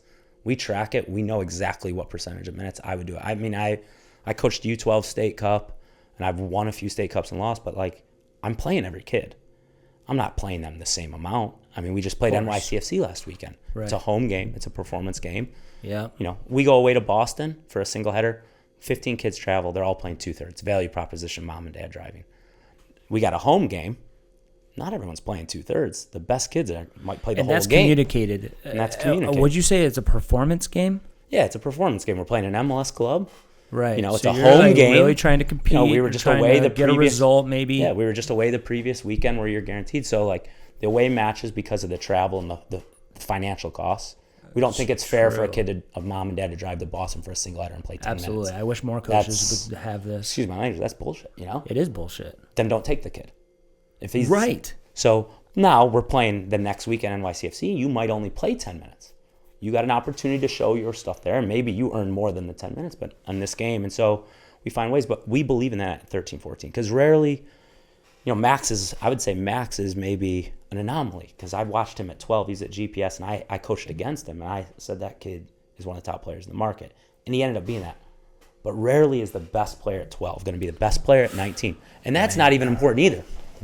You better be the best at 21 when you're in college. So we want to develop kids, because we have kids on the current 13s that are not starters. They're not in the best 11. They will start for me at 19 at 6 years. Right. I don't know who they are, but I can guarantee it because I've seen it happen. Right. I've seen it happen across time. So developing a bigger base helps that. Mm-hmm. I think having a game model that is, everyone says we're so structured. Creativity, stepovers. Creativity is being able to solve problems. Right. Freedom of going wherever you want. It's chaos. It's not creativity. You know what it is? It's, they don't let my kid, dribble and show his creativity. Well, you just want me to let your kid do whatever he wants. That's selfishness. That's sabotage. If you got 11 guys doing whatever they want, how's that going to work? So we have a game model, and our game model's evolved. It changes. It's going to change in 2 years because the game is changing so fast. But we have principles that we play by. Yes. And just like anything, the kids at 17s, 19s really know them, whereas the 13s, 14s, we might be speaking a different language. I mean, we literally have, in a Google Classroom, we have a 4-page, 5-page document of terms. Right. Because break the vertical line. Yeah. Which means switch the field, right? Switch the field. Okay. And we talk about that wide line. progressions. We talk about that line down the middle. A lot of people think switch the field is from this side and this side. If we get to, right here on the vertical line, like we haven't broke it, we don't want them going back. You need to break it because now you've shifted the lean of the opponent this way. Now Because you can the go ball either way. probably just came from there. Why get it off of that side? You have to break it before you go back to it. I remember I was on that Mavericks team, and I'm 13, and I'm a training player. I was tiny, not good enough, and the coach said touch line. What the hell is a touch line? I had no idea. So we have the terminology. So we have these things, the game model, the principles. They have a list of the principles in the classroom. They have the terms. They have animations and things like that. And by 17, 19, hopefully their technique is where it's involuntary, like breathing. The terms, they know the language. They know the core values. They know the expectation. And that allows us to get in the nuances where we can try and take advantage of an opponent. And the league is getting tougher. It's getting more difficult to do that. Obviously, when you play the MLS teams, there is a gap because of, the resources. Just the individual player gap. The player gap, the resources, like we talked about earlier with residency, these kids that are in residency or online school, they're training 8 to 9 times a week. Exactly. They'll do morning, IDP, small group. Yep. And then train with their academy team. Or if you're really good, you train with the first, second team in the morning, and then you do your IDP in the afternoon. And they still get 2 days off. Think about this. They do 2 a day. They're in school for 3 hours. They do 2 a days, basically 4 days a week. Yep. They have one game, and then they still get 2 days off. And everybody's like, well, why are we so far behind in the world? Why did the DA start in the first place? It was to up the training to game ratio. Training to game ratio, more competitive games, and then better players playing against and less games. Less games. Less games, more competitive games. Less games that are more competitive, and then the training ratio. I mean, you look at, and I don't follow it enough, but I try and follow their sports. I use Twitter for it, but the fundamentals of players coming over from Europe in basketball, because they play less games. Where here you just play 500 UAA games. Exactly. Like the fundamentals, and people, I think there's a place for every level of soccer. I think people think because I'm an academy coach, I hate high school. I played high school. It was some of the best experiences.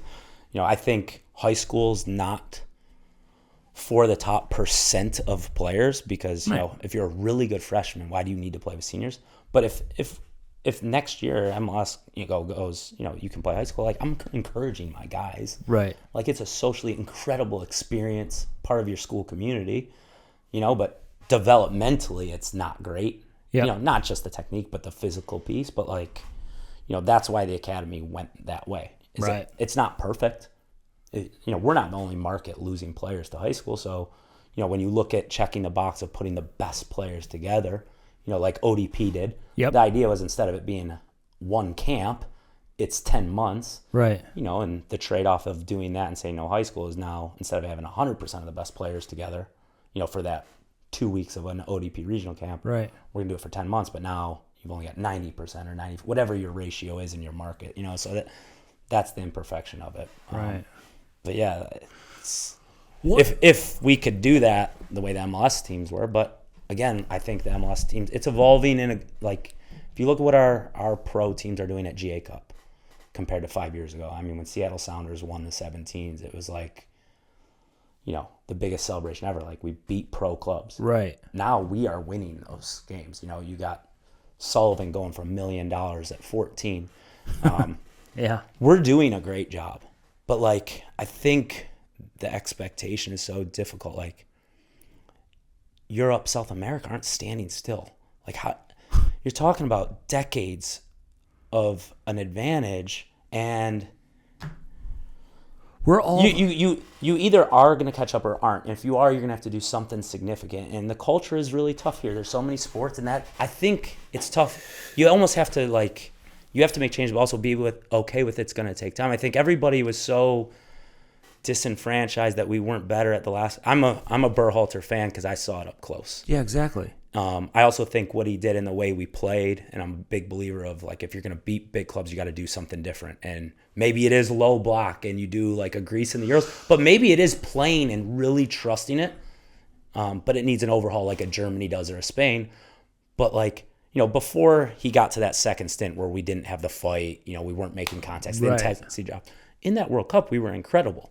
Even though it was close to get out, we have the best chance of the game against Holland with our best player. Yeah. Pulisic doesn't score it. their players are better. Yeah. Like, so that's not a national team fault. Like, and it's the culture. We're not going to give up high school. The federation isn't going to mandate, in Germany, I think don't quote me on the exact age, but at U6, they're playing 3v3 to 2 puck goals. Right. Or U8. We've got, there's look U8. what the FA did. I've got a good buddy who's, he's a dad helping his daughter's team. They're like 6'7", and, they're playing 8v8, 9v9, like, because that's all they have for resources. Like, it's going to be hard to bridge the gap to what they're doing in other countries, I guess is what I'm saying. And we might have to be okay with that at times, because I don't think everyone's ready to change either. Right. And like, people underestimate the culture part of it, of like, guys, most of all of our players are still first generation players. There's a reason why Pulisic is one of the best players that we've ever created. His dad played at a high level and coached at a high level, and his mom played at a high level. Like, okay, why is Weah really good? Oh yeah, his dad won like the freaking Ballon d'Or or whatever. Like, that's why these bigger markets like Toronto, they don't understand. Toronto's an unbelievable market. Like, every year, soccer culture. Yeah, every year we go up there, and Anthony, who runs it, I have to say to him, because sometimes it gets really lopsided. Like, is this worth it? He's like, no, it's good. Like, you guys are really trying to play away. Like, we got an unbelievable market, because they've got a lot of first generation, second generation kids playing the game. So let's go back to so let's say you're going against Toronto, and you're talking about your principles of play and your game model. Yep. Right? Are you still trying to build out of the back and do all of that when you are just getting blitzed almost every single time? You used our word, and they're blitzing us for sure. Right. It feels like when they've got the field slants a little bit and it's downhill. At 13s, 14s, 15s, 16s, yeah. Let's go 13s through 15s, absolutely, because that helps us down the road. And that means and if they can get that means no punting, sometimes you'll punt. Yeah, if we can take advantage and get behind them, and the pro clubs, they're aggressive and naive to us at times, so they. Sometimes we'll be able to get a quick, off a set piece, go punt, and we're in behind. At the older age groups, when we can kick a ball, we are not building out of the back 100% of the just time. Because I think it's pretty, or because we build out of the back, tanky or pull. We're building out of the back to score, and if they want to stand on us and press, what we're hoping is they get arrogant, they leave us 3 versus 3 on the last line, then we're going to kick it long. I mean, we had because that's technical awareness. Yeah, 2 years ago, for a goalkeeper. 2 years ago, it was funny, and you don't see this at our level a lot. But we're down 1-0. It was like New York Soccer Club or Westchester. Our 19s are down 1-0, and we've got a goal kick. It's early in the game. I forget how we concede. It ended up being like a 3-3 game. And Quinn Alcott, who's at Syracuse, he's an 06, and he was playing center back, but he's a midfielder. I mean, he can hit the ball probably 80 plus yards on a rope. And we just stand our front 3 offside. And their coach is like, just midfield, it's offside. It's a goal kick. And Quinn just smashed it, and we're in, and we'll go 1-1. Yeah. But we want them to stand. Like, the O2 group, the group that made the national quarterfinals, they played and they could boss teams like we, they owned the game possession-wise. But the best games we had was when an opponent pressed us. Because we'd play 2 to 3 passes to get you to go this way, because now the space is here. We'd rather play 2 versus 2, 3v3 in the attacking half. So we'll build to draw you in, but then we'll go big. And at the younger ages, they can't kick it as far. So we really do struggle. When an opponent steps really high and goes man-to-man, they don't have the physical tools yet to get beyond. Right. But they start to build solutions and movements to get out of it. But in the same, I'd rather have them try that at 13, 14 than we just go to the bottom of the circle, we whack it, it's a scrum and come out. That's not going to help them at 16, 17, 19. Does the MLS Next get on you or any other clubs about low blocks or, bunkering and countering mentality? Because U.S. soccer used to. Back in 07, 08, teams would get yelled at if they were just bunkering and counter.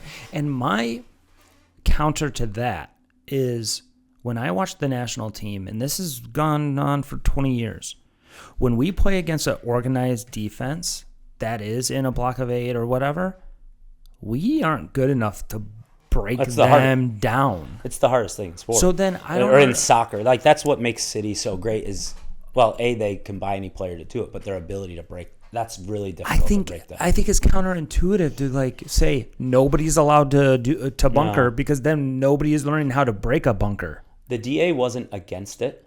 I think a lot of teams did it because they were focusing on winning rather than... And they were okay with that too. It's that you have to have, and this is where COVID actually helped soccer in America. Pre-COVID, at least in our division, not a lot of teams had a game model, style of play, principles. They didn't have their curriculum set up. COVID happened, and there was this vacuum of time coming out of COVID. Almost everyone in our division now does. We were actually like unique. Double Pass came in and did the audit of every club in the DA. What happened to that, by the way?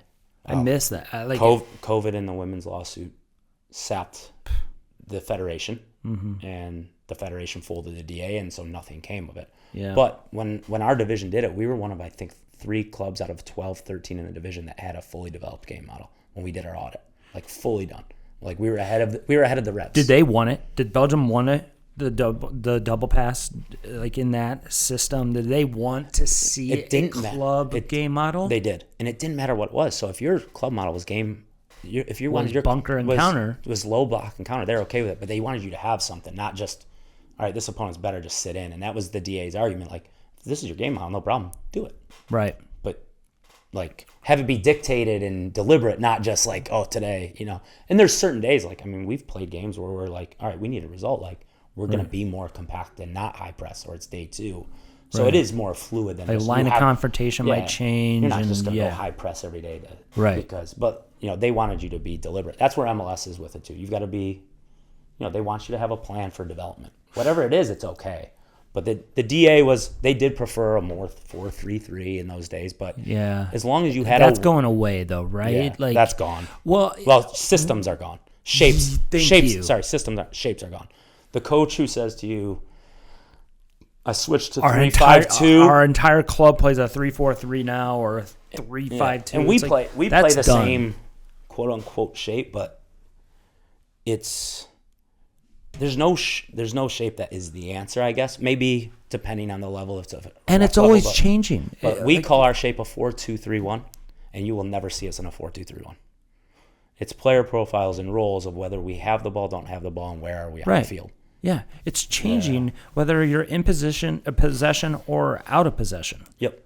It's like it's never the same. It's never the same. And it's only anywhere. And it's only relevant at kickoff. Yeah.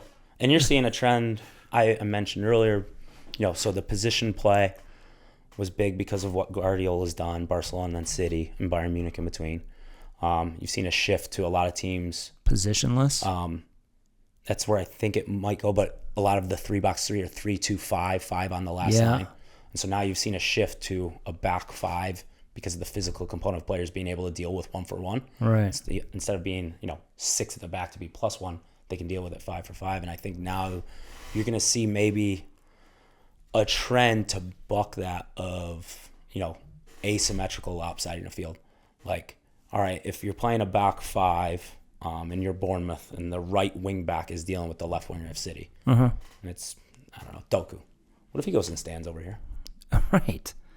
Exactly. It's a real problem, but, and Guardiola I don't think ever does it because part of the structure is to repress and win the ball. Right. But I think you'll start to see some more fluidity in the game of trying to let players go out of the positions to try and get away, to try and negate that man-to-man defending and physical component. Right. It just seems that's where it might go. Does the MLS, what is the MLS's real role in the MLS Next? Help development of youth soccer in America, because if there was a vacuum, I don't think I think the biggest thing that MLS provides us is what the DA did, and that's standards in the league. Okay. Because if you don't have that, then it's up to each individual club. What are my values? I think if we're not in MLS Next, we go Region 1 and East, whatever it is.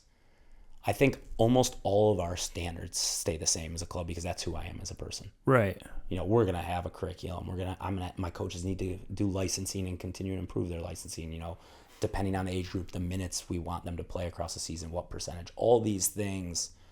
For the most part, game day, you've got to warm up properly and have water and film, and you got to watch film, all the things that are standards in the league, we would do it.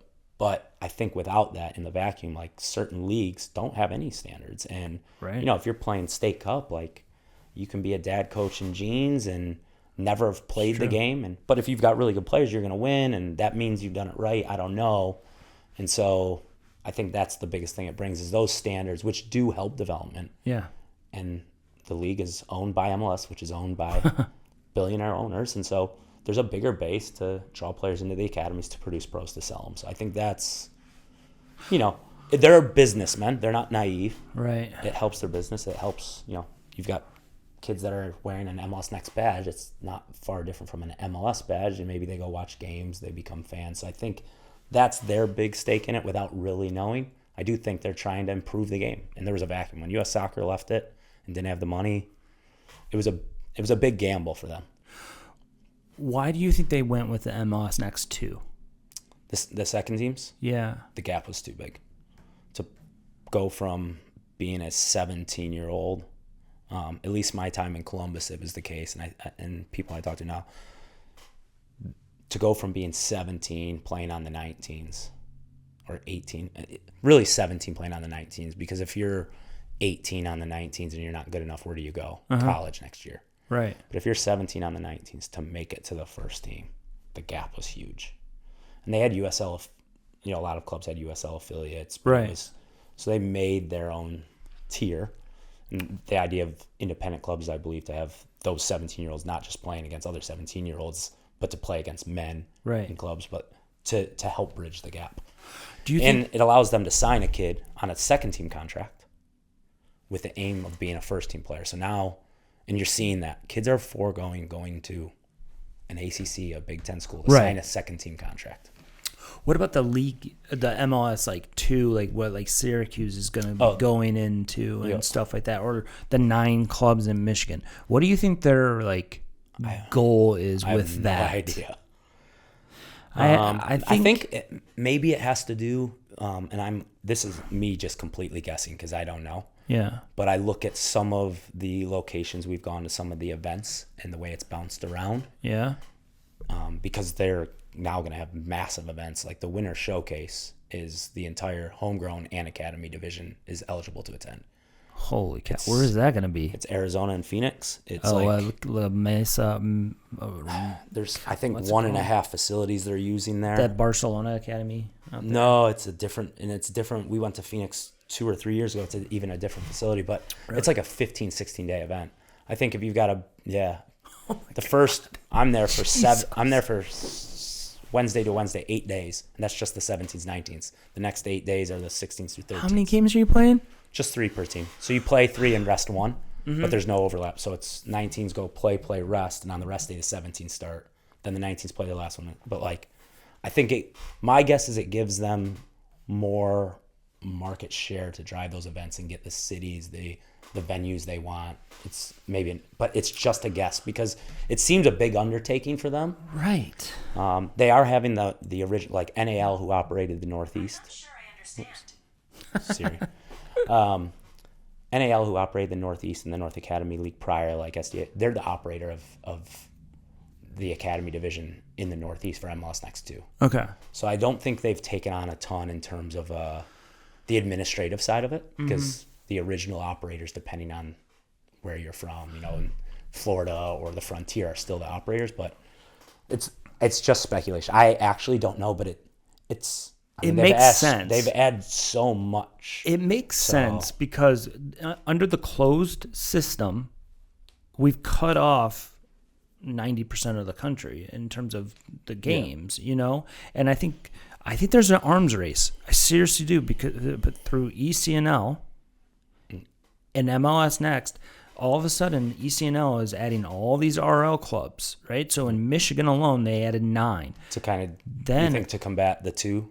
Yeah, it could be. And then MLS Next 2 also in Michigan added 8 clubs, and I'm like, this is interesting. It is interesting. And maybe it's good though. Maybe there's more access for more clubs to be in either. And then I got a strange message from a parent, I think in Arizona, and he's big into private equity. There are large private equity firms that are trying to get ECNL and MLS Next to merge. And I think that's why we're having an arms race. Because I think whoever's bigger is going to win, and they're going to be able to take over. So then all of a sudden, like, I had never understood with like the ECNL, why not just allow every single club in, but tier it out? I had a conversation with a guy that grew up in Spain. Anybody could start a club, but you're starting on the lowest tier, and then you climb in promotion and relegation and stuff like that, and then you just climb. Why don't we do that with our youth level? Why don't we have ECNL and MLS merge, and then you start out at the bottom level, and then you try to climb? I think that the challenge for me with that would be, and I'm not saying this is right, I'm just saying from an ease of, as an academy director, Right. is the club-centric model. Having your 13s through 19s the same location, the same day every time. Right. So you'd have to have, now it becomes a little bit less objective of you win, you move up. There'd have to be an algorithm of across your 6 age groups. And how you do Exactly. it. And It has to be club-wide. And I don't, it can't be individual. And I don't think that's, in pure sporting aspects, that's not fair. Like, Right. What if your 15s are unbelievable and the rest of the clubs are average? Shouldn't they? But looking at the whole development, resources of staff, facilities, etc. Rank it like the double pass used to. Yeah, and you could do that. And then like We have certain games where, like a few weeks ago, we had the 13s through 17s were at Vallejo on Saturday. Right. And then the 16s through 19s played Revs on Sunday because Vallejo doesn't have 19s yet. Right. So Oh, they don't. Okay. So we got to, we're team travel 19s through 15s. So now we got to figure out parents and staff helping getting the 19s there on Saturday. And then after the games on Saturday, how we get the 15s home. Right. So just adding that one where we do team travel, and we're not alone in team travel, and you look at how much teams travel, especially when you get to Midwest and West, like not having the club centric is all of a sudden that weekend goes from just a normal weekend where it's away games, bus, food, hotel to logistical nightmare. Now, we ask families, it's a one-off and they help, but so the club centric piece I think makes that a challenge. But again, you have to go to double pass, so now there's an algorithm, and is that fair? Or there's a point system, and I don't think it's impossible. Right. I think it's easier for these organizations to just you're in or you're out, and just do you get through the door? Right. That's simpler, right? An application process seems a lot simpler than tiers, and also I think similar to MLS, we're, what is it, 32, 34 clubs, whatever it is. They could go 2 tiers themselves. But what billionaire is going to risk being tier 2? They're not. I mean, okay, just use NFL. None of You've them got the would. NFL, and you've got college football, and then you've got, I don't know, put your whatever acronym. No way. There's no They're way. businessmen. So it's what you said with the financial. It's the money of it. It's too No dumb. one's gonna do it. Yeah, it's I dumb. don't think so. I don't think there could be. We'll never have true. USL's trying to come in and stuff like that, and have 2 tiers. But even that, it's still pay to play. Yeah. It's still that you have to pay like $5 million to get into the USL 2 or what? Not maybe USL 2, but in the USL, it's still. I don't want to sound defeatist, but it's real. That's America. It's real. Quote unquote land of opportunity. So pay to play is our model. To try and get rid of that is, it's impossible. Promotion and relegation, USL is going to try it. Let's see. Hopefully it works. Because it could be something that shows proof of concept. I don't think it's going to completely spread because MLS does have, but geography is real for us. We can't be a Honda. I just got yelled at that. We can't be about that. England, and we can try and do things. We have to find our own way. And I'm not trying to sound pessimistic or defeatist. I think it's a reality, and I think it's okay to be different and have to try and do it different, and maybe not win the World Cup next year. Remember when everybody was freaking out about Iceland and and then all U.S. soccer was going out to Iceland, seeing what they do, and they're like, oh, it's not anything different. It's just it's way easy. It's way easier. It's way easier to identify who the best is when you only have 1,000 people playing the sport than when you have 1 million people playing the sport. Yeah. It's way easier. So our problem is different. So it's not going to be somebody else's solution fitting. And I don't think we have the solution yet. We're trying to figure it out. That pisses me off too. Is when everybody says, "Oh, well, our youth coaches suck," dude. There's a lot of good youth coaches right now. There is. I would argue that is it's not the youth coach. It's where it starts at the grassroots. Yeah. I would say that the dad helping out with his son's U6 team in Germany, Spain, England is different than the dad here. Exactly. And it's, the generational, like, did he play? And I think that's, the foundation is important. Yeah. And so it's not that our youth coaches, I think our youth coaches could do better. Like I said earlier, like having a curriculum, a periodization, a way they want to develop, not necessarily, I don't think game model, you can get away with not having one until probably 14, 15, but having a way you want to play and a methodology of how you want to coach it and what you're hitting so that they're holistic. But I think coaches don't have time in abundance. I was lucky before I was full-time in Columbus. When I was working in the DA to start in 2013, I had a good friend who owned his own plumbing company. And I did some stuff growing up, so I was handy. So I worked with him. So I was swinging a hammer, a day like today, you're doing a rough in the cold, but he knew I loved soccer. So I was out of there 2-3 o'clock every day. Right. What boss is going to let you leave at 2 and 3 to go home, finish film, plan training, and get to training at 5? So I think a lot of coaches have to do some stuff. Their intent is great. They're donating their time, most of them, even if they get paid a little bit of money. It's a donation of time. Right. The money's never worth it. But they're not doing, the real job of the film, breaking down where the deficiencies were, having a curriculum, using exercises that are modern instead of something they did 20 years ago when they played. Yeah. And then you culminate that with the grassroots is just it's not necessarily a parent that played soccer. I think you add those two things, it's different, So the kid in Germany, and we've shown, like I said, with GA Cup, we've got players who are capable. I just think it's less, and it's the culture piece of it. Right. So I think that's hard. That's where it's hard. That's where I think, not selling, like, I think we're different in our market, like in terms of our process of how we want to train you, how demanding the culture expectation. It's not just the soccer. I mean, our guys know our core values. Do the right thing, do it to the best of your ability, show people you care. Yeah. Like the school piece is so important. If kids are struggling in the high school years with grades, we put them on progress reports. Like, what club is telling a kid they've got to meet with a teacher? That's good. Or maybe they don't train, or maybe they don't play in the games, because the first thing a college coach asked me, how's his grades? How's he as a kid? Right. Like, our GPA last year was a 93.3 across 6 age groups. So I think those are the things, and I don't know if every club, and I went on a tangent here. I think we were talking about we're behind in the coaching. We're behind in the culture. It's different. Yeah.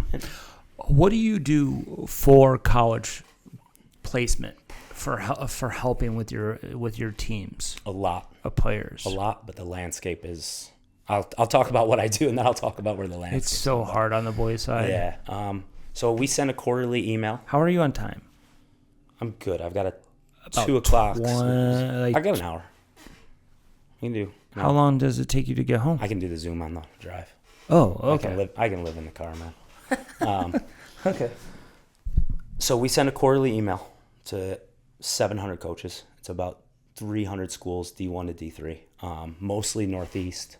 We send an individualized one to about 80 schools more locally where we've placed kids that has 2-sentence bio about each kid, their GPA, grad year, jersey number, position. Mm-hmm. And then each kid provides their own highlight video. We have them update it every 6 months right below it. So list of 20 names with a bio, highlight video underneath, and it's got our game. I'm talking to coaches. The full game? A link of any game that we've played previous Good. as well. Okay. So they've got links. Usually they pass it on to assistant. They look at it, Yeah. We like these 6 kids. Do you think they're interested in this high academic D3 school or this D1 school with this program, that type of stuff? I tell every coach something that my kids are interested in any school because you have to be big net. And then, Yep. if you get the chance to be selected, great. So I always tell them, yeah. And then they've got the links to the video. So we do that. I've probably talked to, I've conservatively at least a half a dozen college coaches a week. Some are good friends like Ben at U of R, Tank at Canisius. Some are guys at schools that I talk to once in a while, but just keep pushing things out. They're calling, especially now that it's getting to conference playoffs. You're either maybe we're limping in, but the season's done soon, or we're out of it, and so they're starting to transition to the recruiting piece. Yeah. I meet and get a college list. So I get a college list from every kid. Mm-hmm. I help them tweak their list, especially when they're going into senior year. Is that based on play or for the most part, or of who they are as a player? Like, yeah, you know, in the college list, it's usually has to be 20 schools. Half have to be non-D1. good. And anyone in the top 25 and any Big Ten, ACC school, etc., does not count. So you can put the whole ACC on there, but you better have another 20 schools. I mean, it's pro soccer. It's, you know, Right. so they have their lists, and I go through their lists and I scratch the ones like, all right, like, okay, you know, you put, you know, Vermont. Well, Vermont's not a good example. But UNH is a good example. Right. Like, you know, we're not getting a kid to UNH maybe anymore. Maybe the very best kid in the you know, these 3 schools are great. Look at their conference. Let's look at more schools in that conference, and I help them narrow their list. And then it's up to each kid. So we have them before every recruiting event. They've got to send an email to every school individualized. And then it's also up to each kid. They can use me as a resource as much or as little as they want. So I've got kids that'll go to their favorite D1 school on their list, and they won't meet with me at all. And I've got kids who go to a high academic D3, and myself, them, and their mom or dad will meet with me every 4 to 6 weeks and walk through the process. What's the communication? I'm there. They know I'm a resource. Some feel really comfortable and they're diligent with it. Some want to navigate it on their own. Some will navigate it on their own and then panic. And that's my job. Is I hope they have a soccer experience outside of us that's really good too. Right. So how do we get them there? So, you know, that's my big job. And then obviously when we get to the off season, more schools are contacting me about players.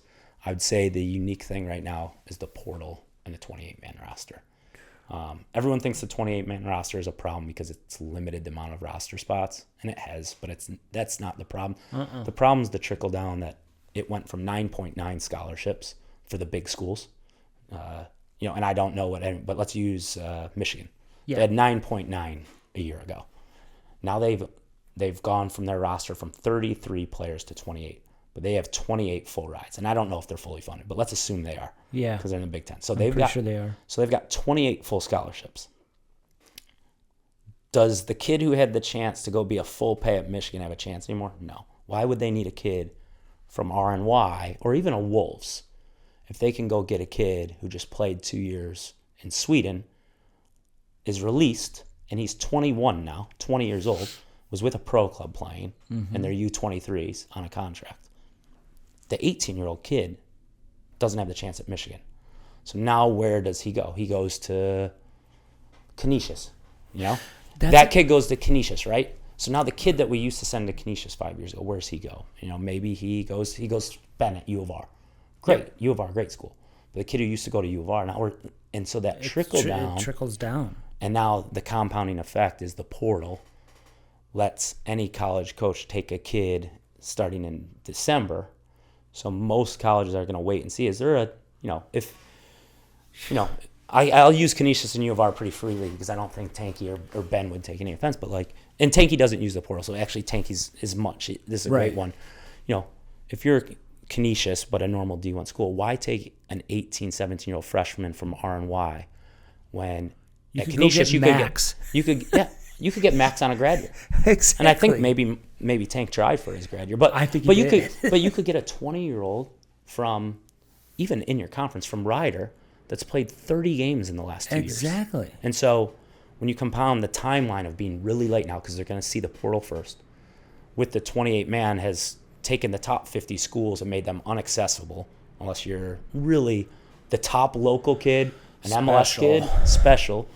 So the kids, you know, the 15 kids that built the back of the roster are now out of those 50 schools to the next tier, which moves kids down.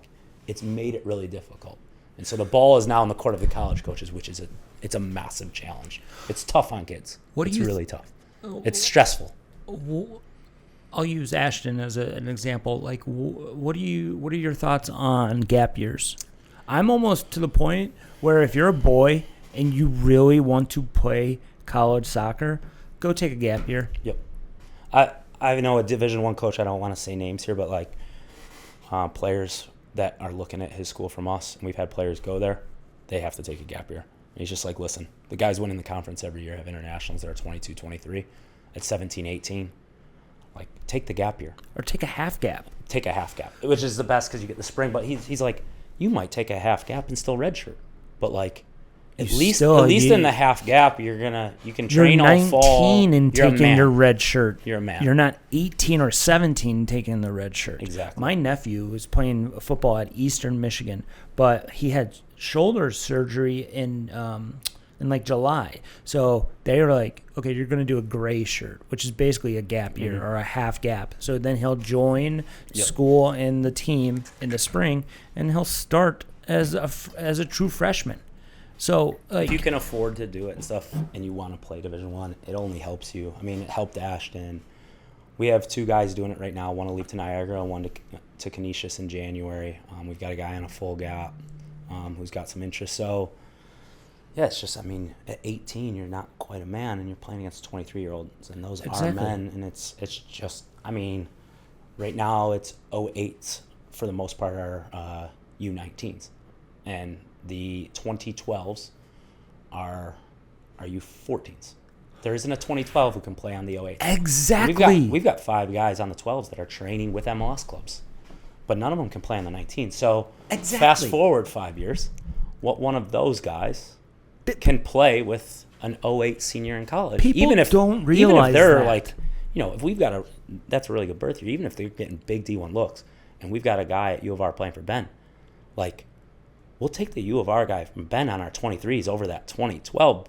Like, he's a man. Right. Like, people don't realize that. So it's hard. I It's brought really that hard. up to the Ball State coach on the girls' side. It's like, wait a minute. Let's talk about, like, Flash. Okay, that 03 Flash team was really good. Okay, your daughter's an 06. Could your daughter, being an 06, start on that 03 team? No. So then don't text me when you're upset that your daughter's not starting as a freshman at college. And I think that's the challenge, too. I think our program is parent education, kids choosing tougher. I think that does help. Like, whether you go Division I, Division III right now, you are probably not playing as a freshman. And what is your resiliency? What are your tools to just keep your head down and go to work? Especially men. Because you'll get a chance. Right. You don't know when it is, and can you work till the chance comes so that you're ready for the chance? AJ and Kyle are anomalies. Well, they're anomalies. And Max. Well, Max is a complete anomaly because URI is an established. Like, Tanky took that program over, and AJ's KP's a freshman, right? Yep.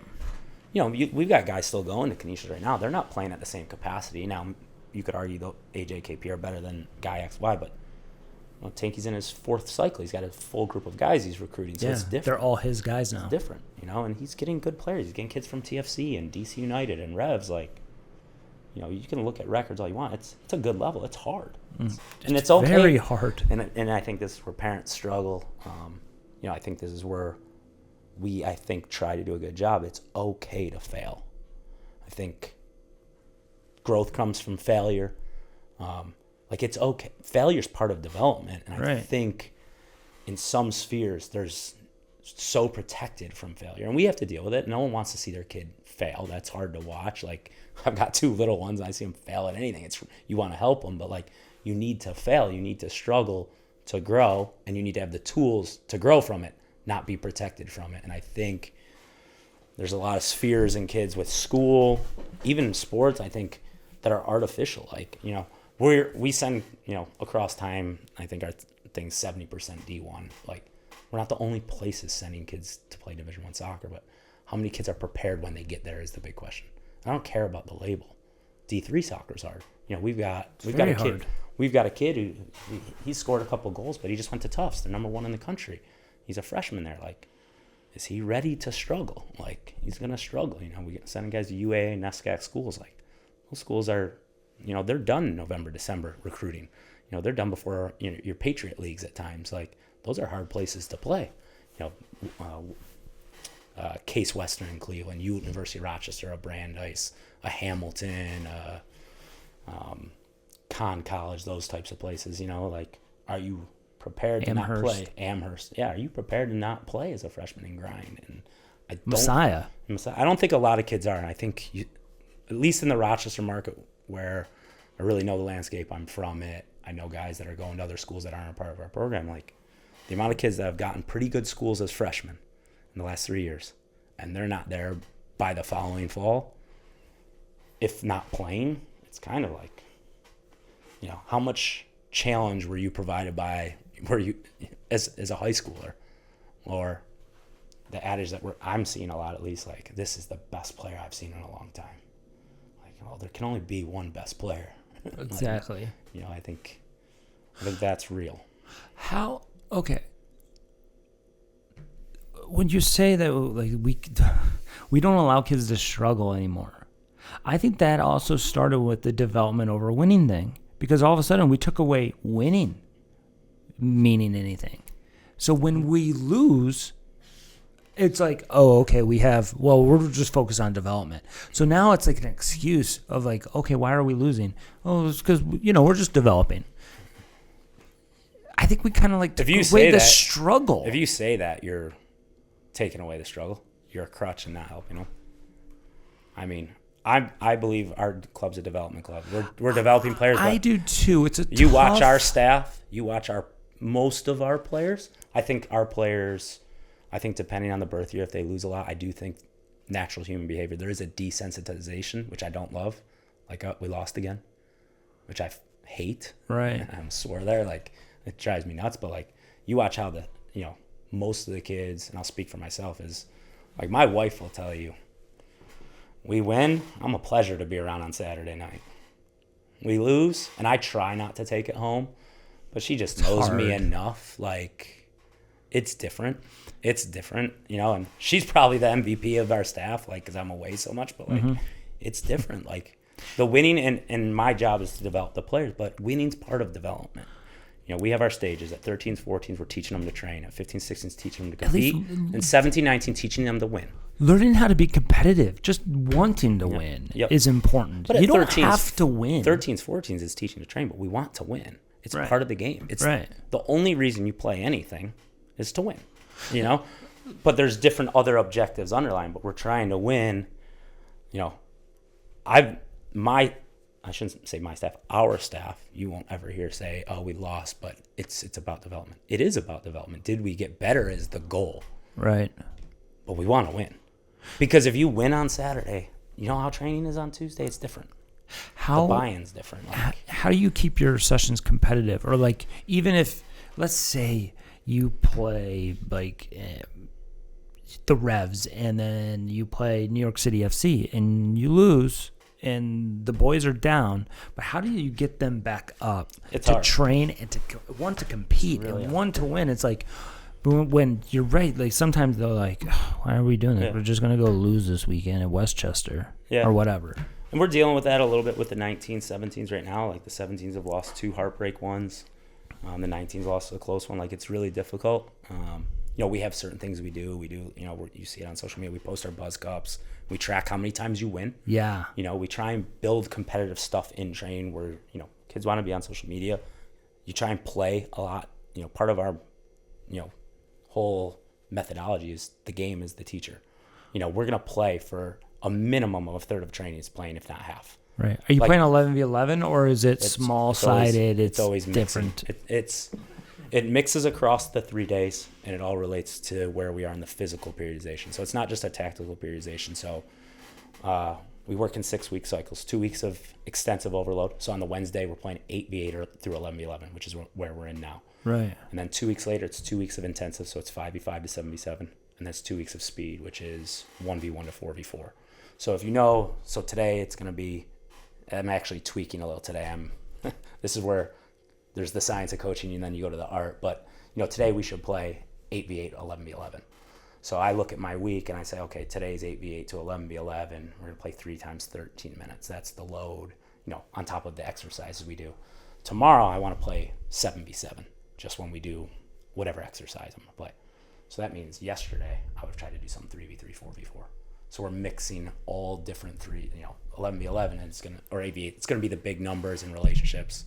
7v7 is going to be, probably 2 groups, and 3v3. I mean, it's 1v1 battles. Yeah, there's maybe if it's 4v4, you're in a box or a diamond. Right. It is just, it's individual action. So we try and when you're doing the 3 by 13. Are you doing conditioned? Like this one, like you have to do something before going to goal, and then the second one is free, and then the third one is you add something else? It depends on the day. Usually not. Usually it'll depend on the periodization tactically.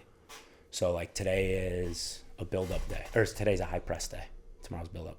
So if we're playing 8s or 11s, every ball out of bounds almost will start with a goal kick.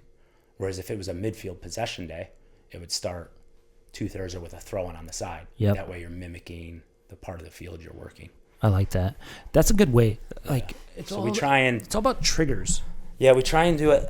When I was in Columbus, the Spanish guys vary parts of the field, and I do some of that stuff, but I don't do it as much. Rules-based coaching is a really good way to bring out your sub-principles and stuff. Yeah. It's really difficult, though. It's really difficult conceptually for kids. It takes a lot of time, and time is a resource we don't have a lot. So I don't do as much as I'd probably like to. But the game being the teacher is a big one. We're going to play a lot in training. I forget, what was the question? I don't even remember. I went on a tangent of the game's the teacher, but we want to play a lot in training. It's a big piece. But we used to do a condition where when we were really wanting to just work on set pieces and stuff like that, and being able to compete during set pieces, we'd be like, okay, every time the ball goes out of bounds, we're starting with a corner. Yeah. Well, we do a game. We just did it yesterday, and it's been a while because we dealt with some injuries, but we call it force marking. We'll play 4v4, 5v5 in the box. And it's inside the 18. Inside the 18. And I can't leave. If I'm defending you, I can't leave you to help him. It's it mimics a set piece if we're man-to-man on the set piece. So we're 1v1, and a new ball's coming in from the coach. It goes out of bounds, and a new ball, and you're just trying not to let your guy get free. Right. And if the game's going on 1v1 over here, I got to stay tight to you so that there's not a rebound that spills to you. And right. So there's been times where, it's a 6v6 overload when we're playing 7-minute games. Well, the first 2 minutes of that 7-minute game will start with force marking. So you could be down 2-0 still in that 7v7. And so it brings that. Oh, I know where we were. We were talking about being competitive. How do you bring them back? Oh, yeah. So the games, playing, because guys want to win. Right. You know what I mean? And it gives you a chance to win. I think the other one is just you're manufacturing it, right? Because like I said, if you win, the training's better the next week because they want to win again. And the more you're playing for something, the easier it is. Right. But it's also standards and core values. Who do you say you are? We work in the preseason on having an identity as each individual birth year.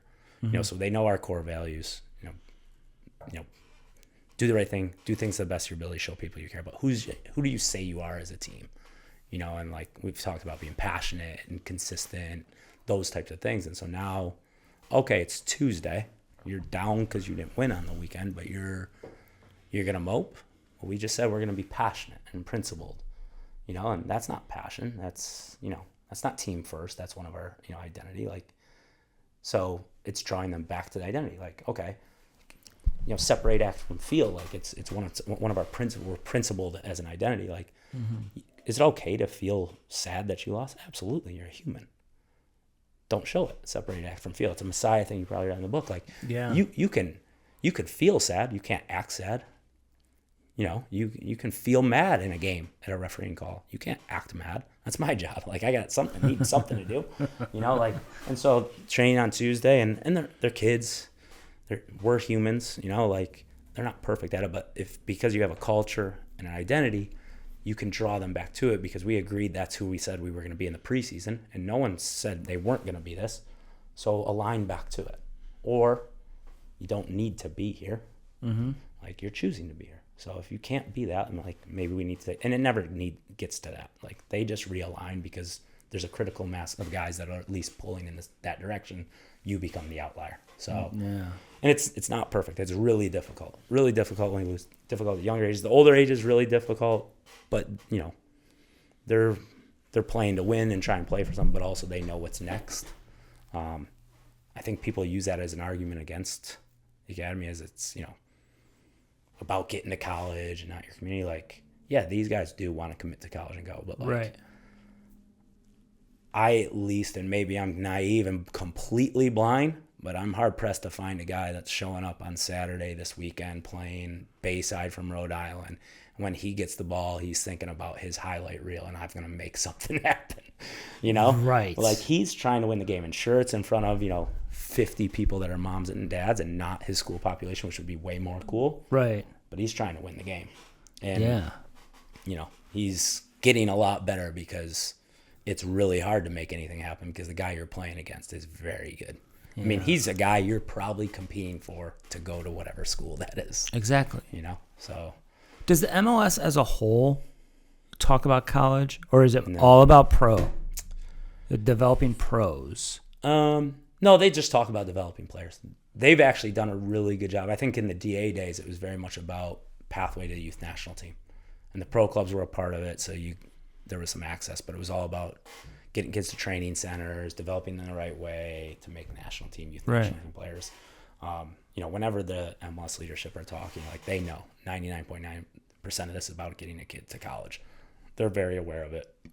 Even at the showcases, they've tweaked age groups and stuff, especially the winter showcase in the past to avoid the dead period when the Final Four is going.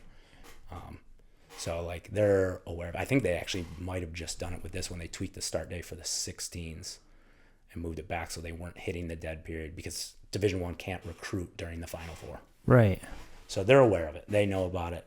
I wouldn't say the leadership of the organization is actively like saying, hey, like this is what you got to do to get to college or to pro. It's up to the individual scouts of those teams, but they know that their platforms, the membership is there to be seen to go to college. What event has the most colleges in?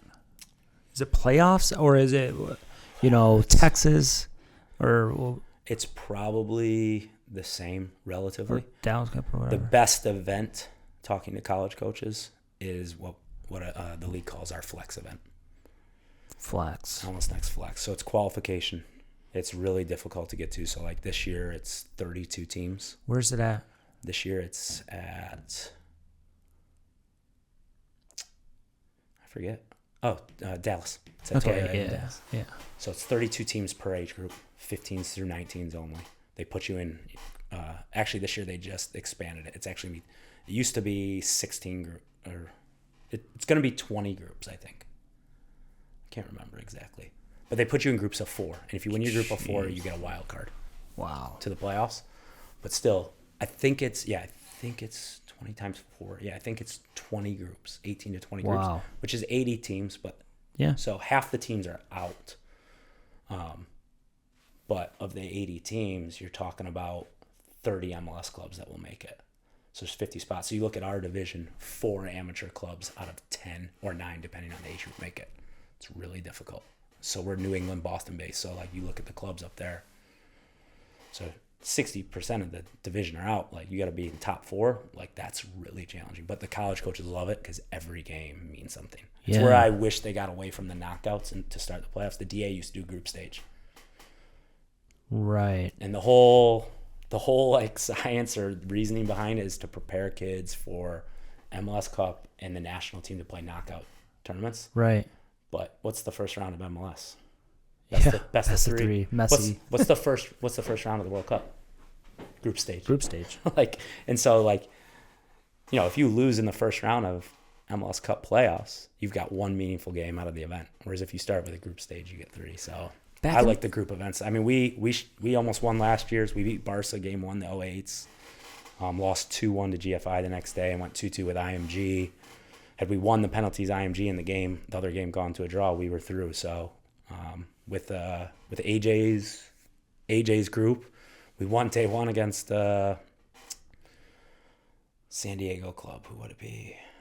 Big club, Albion. Yep. We won against Albion. Day 2, we're playing De Anza. They were the 1 overall. Absolutely boss. We actually won day 1 and we were poor. Day 2, we were incredible. Penalty in the 75th minute. I told our penalty taker to play it down the middle, thinking they did research, and the kid just stood there and saves it.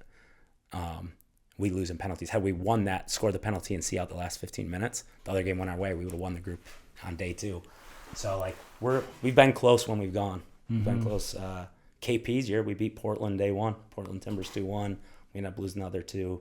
KP couldn't play. That's when he broke the metatarsal. Oh God, yeah, that's right. Yep. So like we've been in those events, but college coaches say it's the best event because even going day 3, most of the groups are alive, and so every game is like a fight. Whereas the showcase doesn't have that feel. Did you guys ever do with Empire or previously Empire? Did you guys ever do the Manchester United tournament? No. Manchester United used to go around, and all the best clubs they would go to every country and they would do a tournament.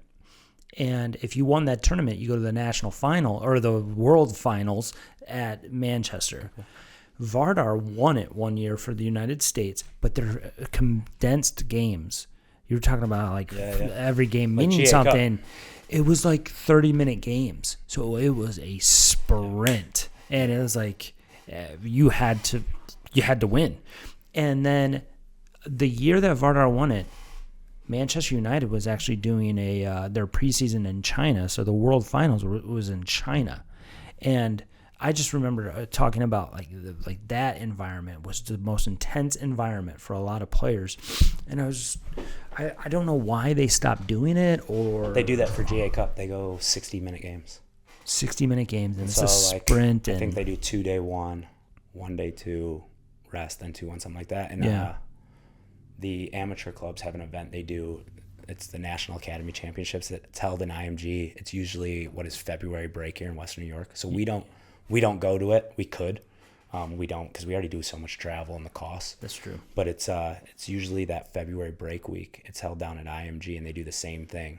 And it's I think it's group stage and then knockout, or maybe two games then right into knockout. Yeah. And it's short games. So even though it's 60 and not 30, it's still like if you score a goal, you're huge. there. Yeah.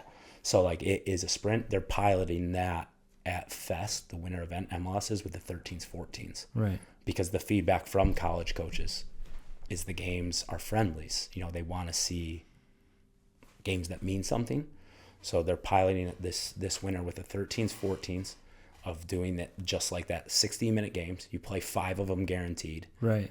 And so with maybe a future look at doing that. And so let's say next year 80 U19 teams want to go, and a division is 32 teams, whatever it is.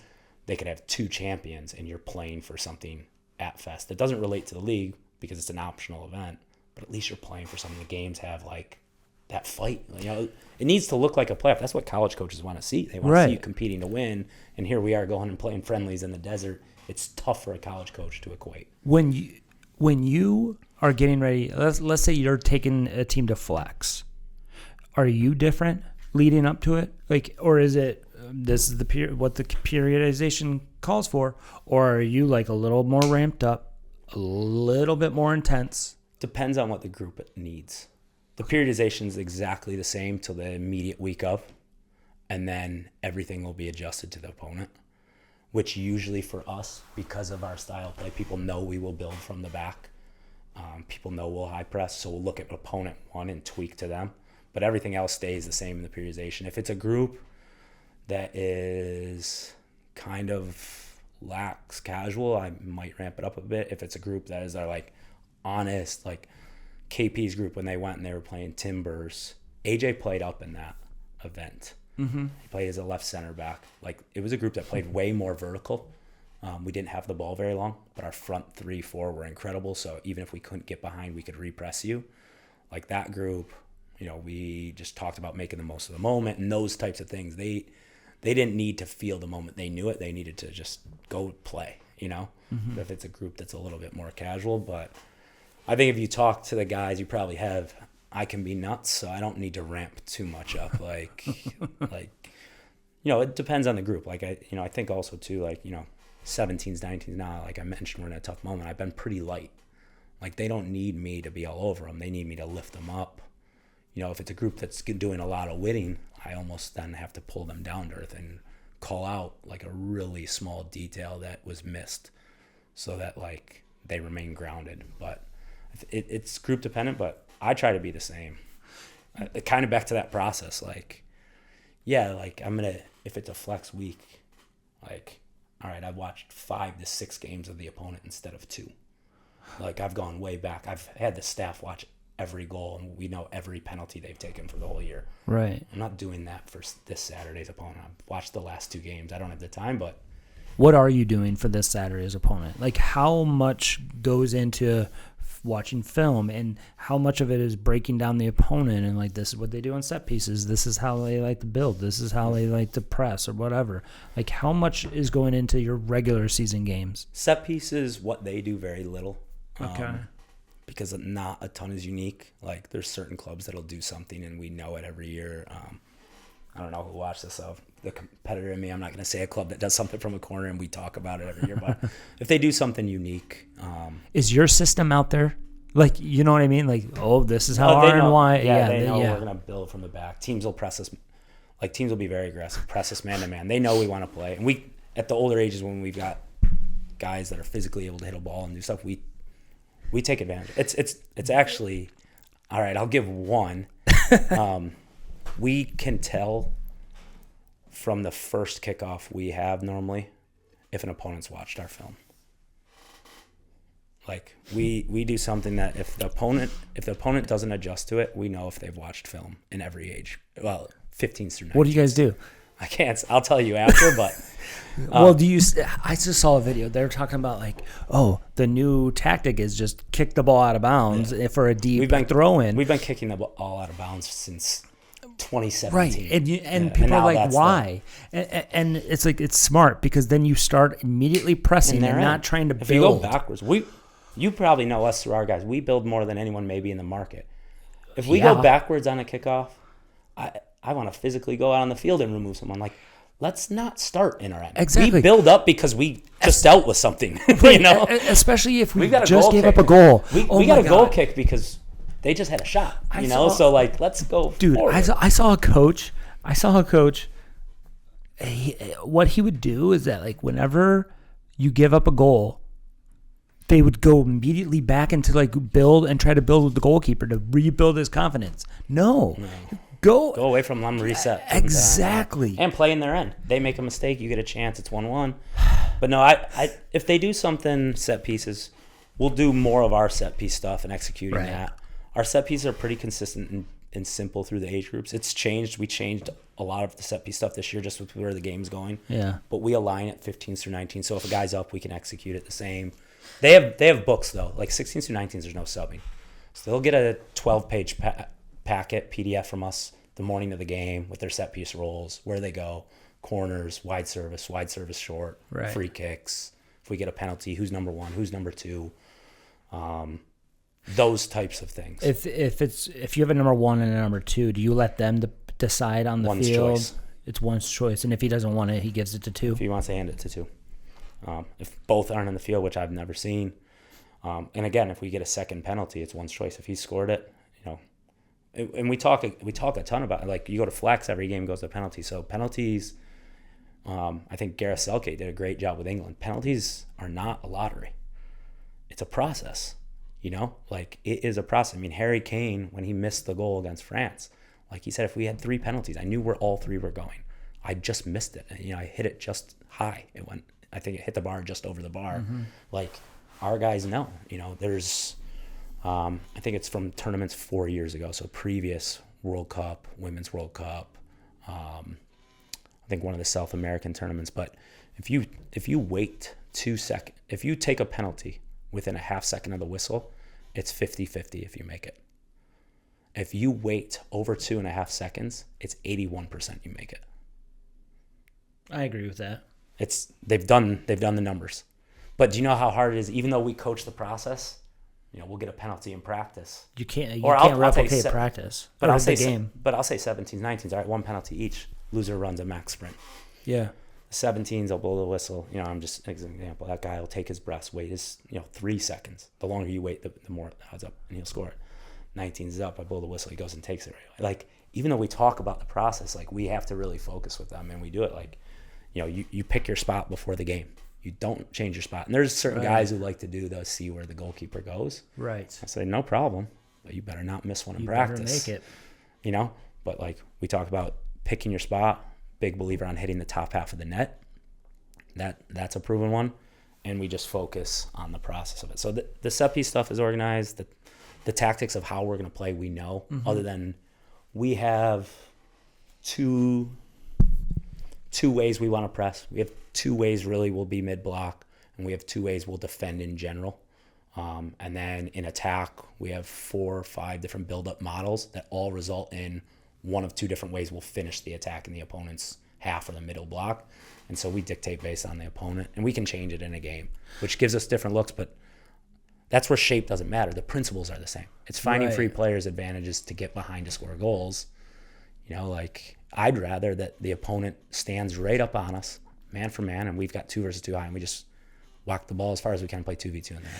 Now, is that real to do at 13? Probably not. No. Is it easy to execute even at 19? No, but like we've done it and had success. Now But they they've drop had off. the reps. Yeah. Now they drop off the opponent. If you get behind them with the first one or two doing that, now you can play because they've dropped numbers off. Yeah. So that's kind of the It's prep. like keeping them honest. Yeah. This weekend's a Who you got this weekend? Bayside from Rhode Island. Oh, yeah. So this one's, they're pretty.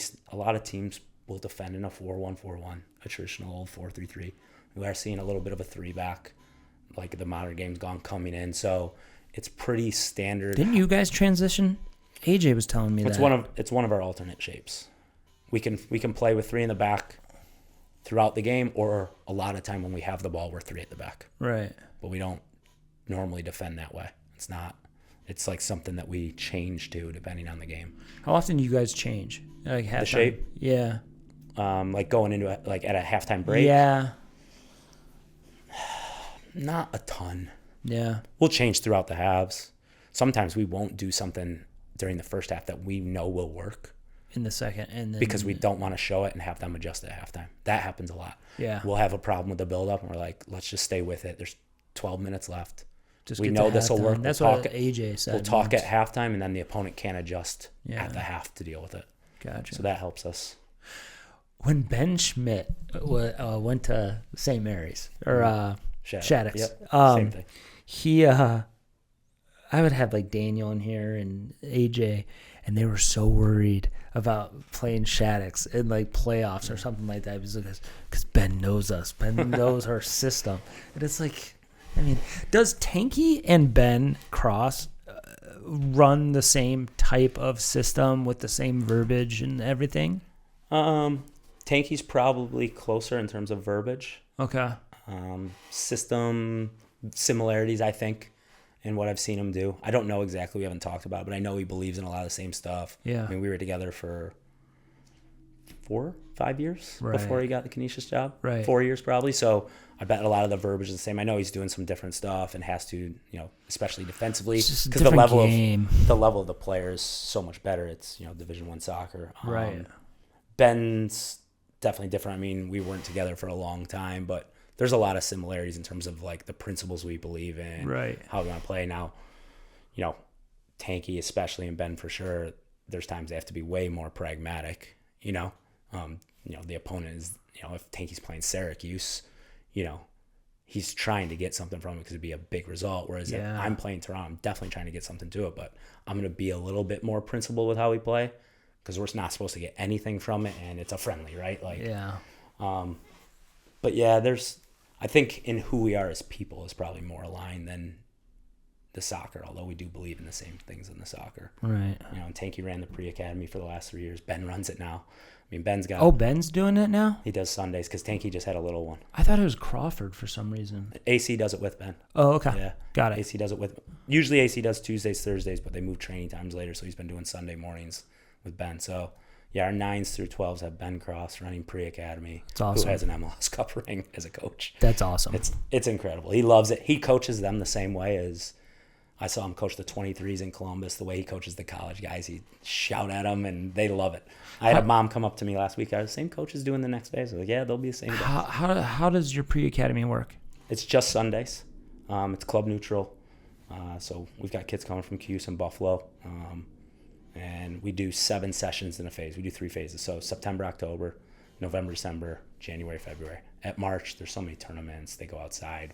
We kind of end it then. Yeah. And so we do 7 sessions. It's really 6 sessions and then a training day. Like we have the older guys come in, coach them. Yeah. It's all buzz, like just getting them jacked up. So it's How long are those sessions? 90 minutes. 90 minutes. Okay. Yep.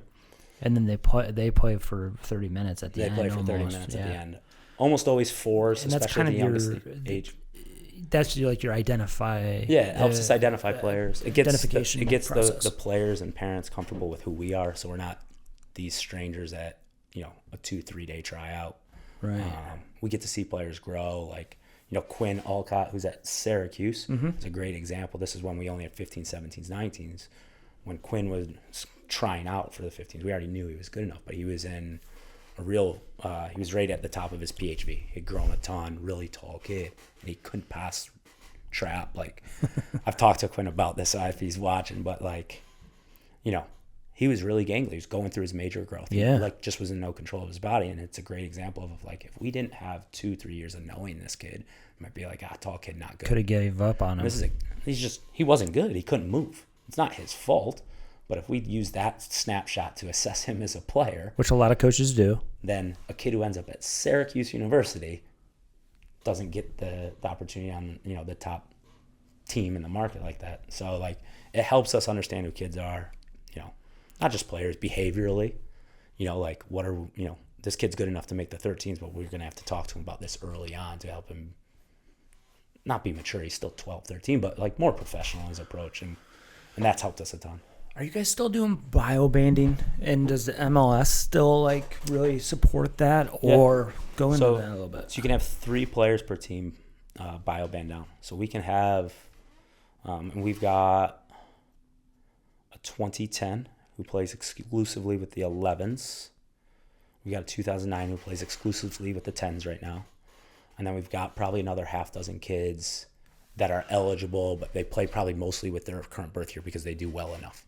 So sometimes they'll get opportunities down. Like if they're not, you know, I've got a U17 who's a very good player. He qualifies to play with the 16s, but he hasn't played minutes with them. He's a starter for the 17s. He doesn't need it right now.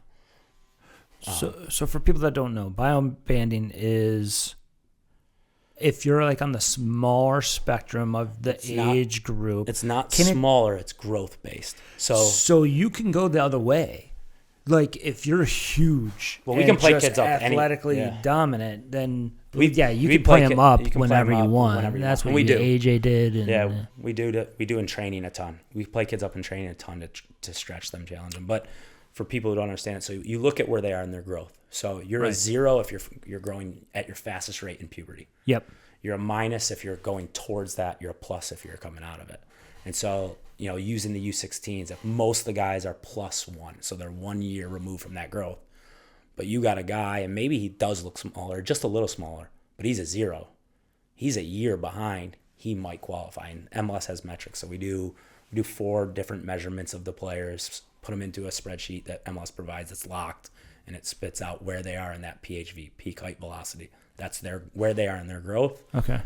And that determines if they're eligible to play with the younger birth year. So now a lot of kids who are, you know, if you're Q4, you're a December, November birthday, you're going to be behind the average. And so that normally those kids would qualify. Got it. We do that in general. So we do the PHV for all ages through 17. In U16s through U13s, we put in 4 different groups. And once every 2 weeks, on a Tuesday every other week, sometimes it's 2 in a row and then 2 off, but call it every other Tuesday, we train those 4 groups based on where they are in their growth. So the kids who are physically way out of the growth, they jump in with the 17s and they work on the Tuesday a little bit more. You know, the kids usually group 2 or 3, and it's based on the growth. So like the closer you are to 0, the more risk there is to injury because your body's growing and having to adapt and spend energy to recover. So the group that's closest to 0 always does the least in terms of physical on the Tuesday to help them protect them from injury. And it's tough because we'll have, you know, who's a good example? Like Wyatt Bucci when he was younger, Rochester kid. He was at Rapids the last 3 years. Now he's at Barca Academy. Like when he was first in 08, he was a very good player. You know, he was training with Columbus and Philly Union. But here he is in Group 1 with all the littlest guys. I mean, he's better than them. It's good for him to have the success. It's good for him to not be stretched physically that extra day. Right. It's to protect. I don't know if late bloomers is the way to phrase it, but the late developers, the body developers, right? Like it protects everyone. It protects the guys in the growth, right? So you're safe. The smaller guys play against smaller guys, so everything's equal. Yeah. And the bigger guys, I think everyone thinks of the late developer, and you do have to protect them. I was small. Luca, who's the 15-16s coach, he's a bigger guy, played USL. He was a late developer. He was small, tiny as a player. So like everyone, you got to protect the smaller guys. But the bigger guys don't develop the processing and decision making, especially at 14, 15 when they're bigger early, because they can use their physical tools to hide things. So by putting them in Group 4 and putting them with the 17s, on those days they have to use their thinking and processing because now they're not the best athletes in the session. So everybody's as fast as you, so you better have some technical and tactical on those days, awareness. Everybody gets an advantage, and then it's like anything. It can't be all or nothing. It's not black or white. Like the kid, like we've got a couple guys that are MLS, train with MLS clubs in Group 1. Like wouldn't be good for them to do that, 3 days a week. Right. So then they're back in their normal session on the Thursday. Right, because I feel like there's some coaches that if a kid is small, they kind of like toss them away. Or there's coaches like, and for some reason it was me, I always preferred the smaller technical players because I thought they were like, one, I played with a guy that was very small, but he was an asshole to play against. It sucked. He was like just a little pest that you wanted to punch in the face, right? And I loved playing with guys like that. And it's like a dog in them. But I also found that a lot of the technical players, they had to get by with technical because they weren't as fast as everybody else. So they were always technical when they got a little bit older. Yeah. And then they grow, and then they're processing, and they can affect the game. But yeah. I mean, no, it's we try to look at all of it. Like there's the physical profile, the technical profile, who they are as a person. That's really important. And then we're really, really deliberate when we do, trials and tryouts of birth year and where they are in the quarter. So like, are you quarter 1, 2, 3, 4? Because, if a kid's a 2010, he's coming to training tonight. He's, trialing for a couple sessions, but he's born in November. I have to be objectively different with him. And maybe the next session he actually trains with the 11s because you have to see what's the potential of the player. Like if you didn't know he was born in November, you're like, he's just not physically there. He can't compete. Well, let's look at our birth year. Maybe most of the kids are quarter 1, quarter 2. Like he's a half a year behind. He's a half year younger. So we're really intentional with that. MLS isn't changing, right? We don't know. They haven't said. How have they not said anything yet? Do we know what everybody else is doing? I think, I think everybody else is changing. ECNL is changing. I've been trying to keep up. They sent out an email 2 weeks ago because we've all been asking. They said we haven't determined. They sent us a survey about it and those types of things. What do you want? I don't care, man. I can't fight those fights anymore. I just, what I want? I want to know so I can plan. Exactly. But what are they doing? It's pretty driven from the girls' ECNL side. Yes, it is, of course. Are they drawing it? Have they said, are they drawing it at grad year or are they doing the August 1 cutoff again? They're doing the August 1. What they should do is grad year because the whole purpose of this is to cater to college coaches so that there's no more trapped players. But by doing the August 1st thing, there's still going to be trapped players. I'm just going to reclassify. I'll get eligibility. I'm going to be a junior next year. See, and that's why they don't want to do grad year because they're worried. Well, then all these people will fail kindergarten. But again, there's always going to be a gap year kid. There's always going to be a trap. Yeah, that's why I'm annoying. I don't really.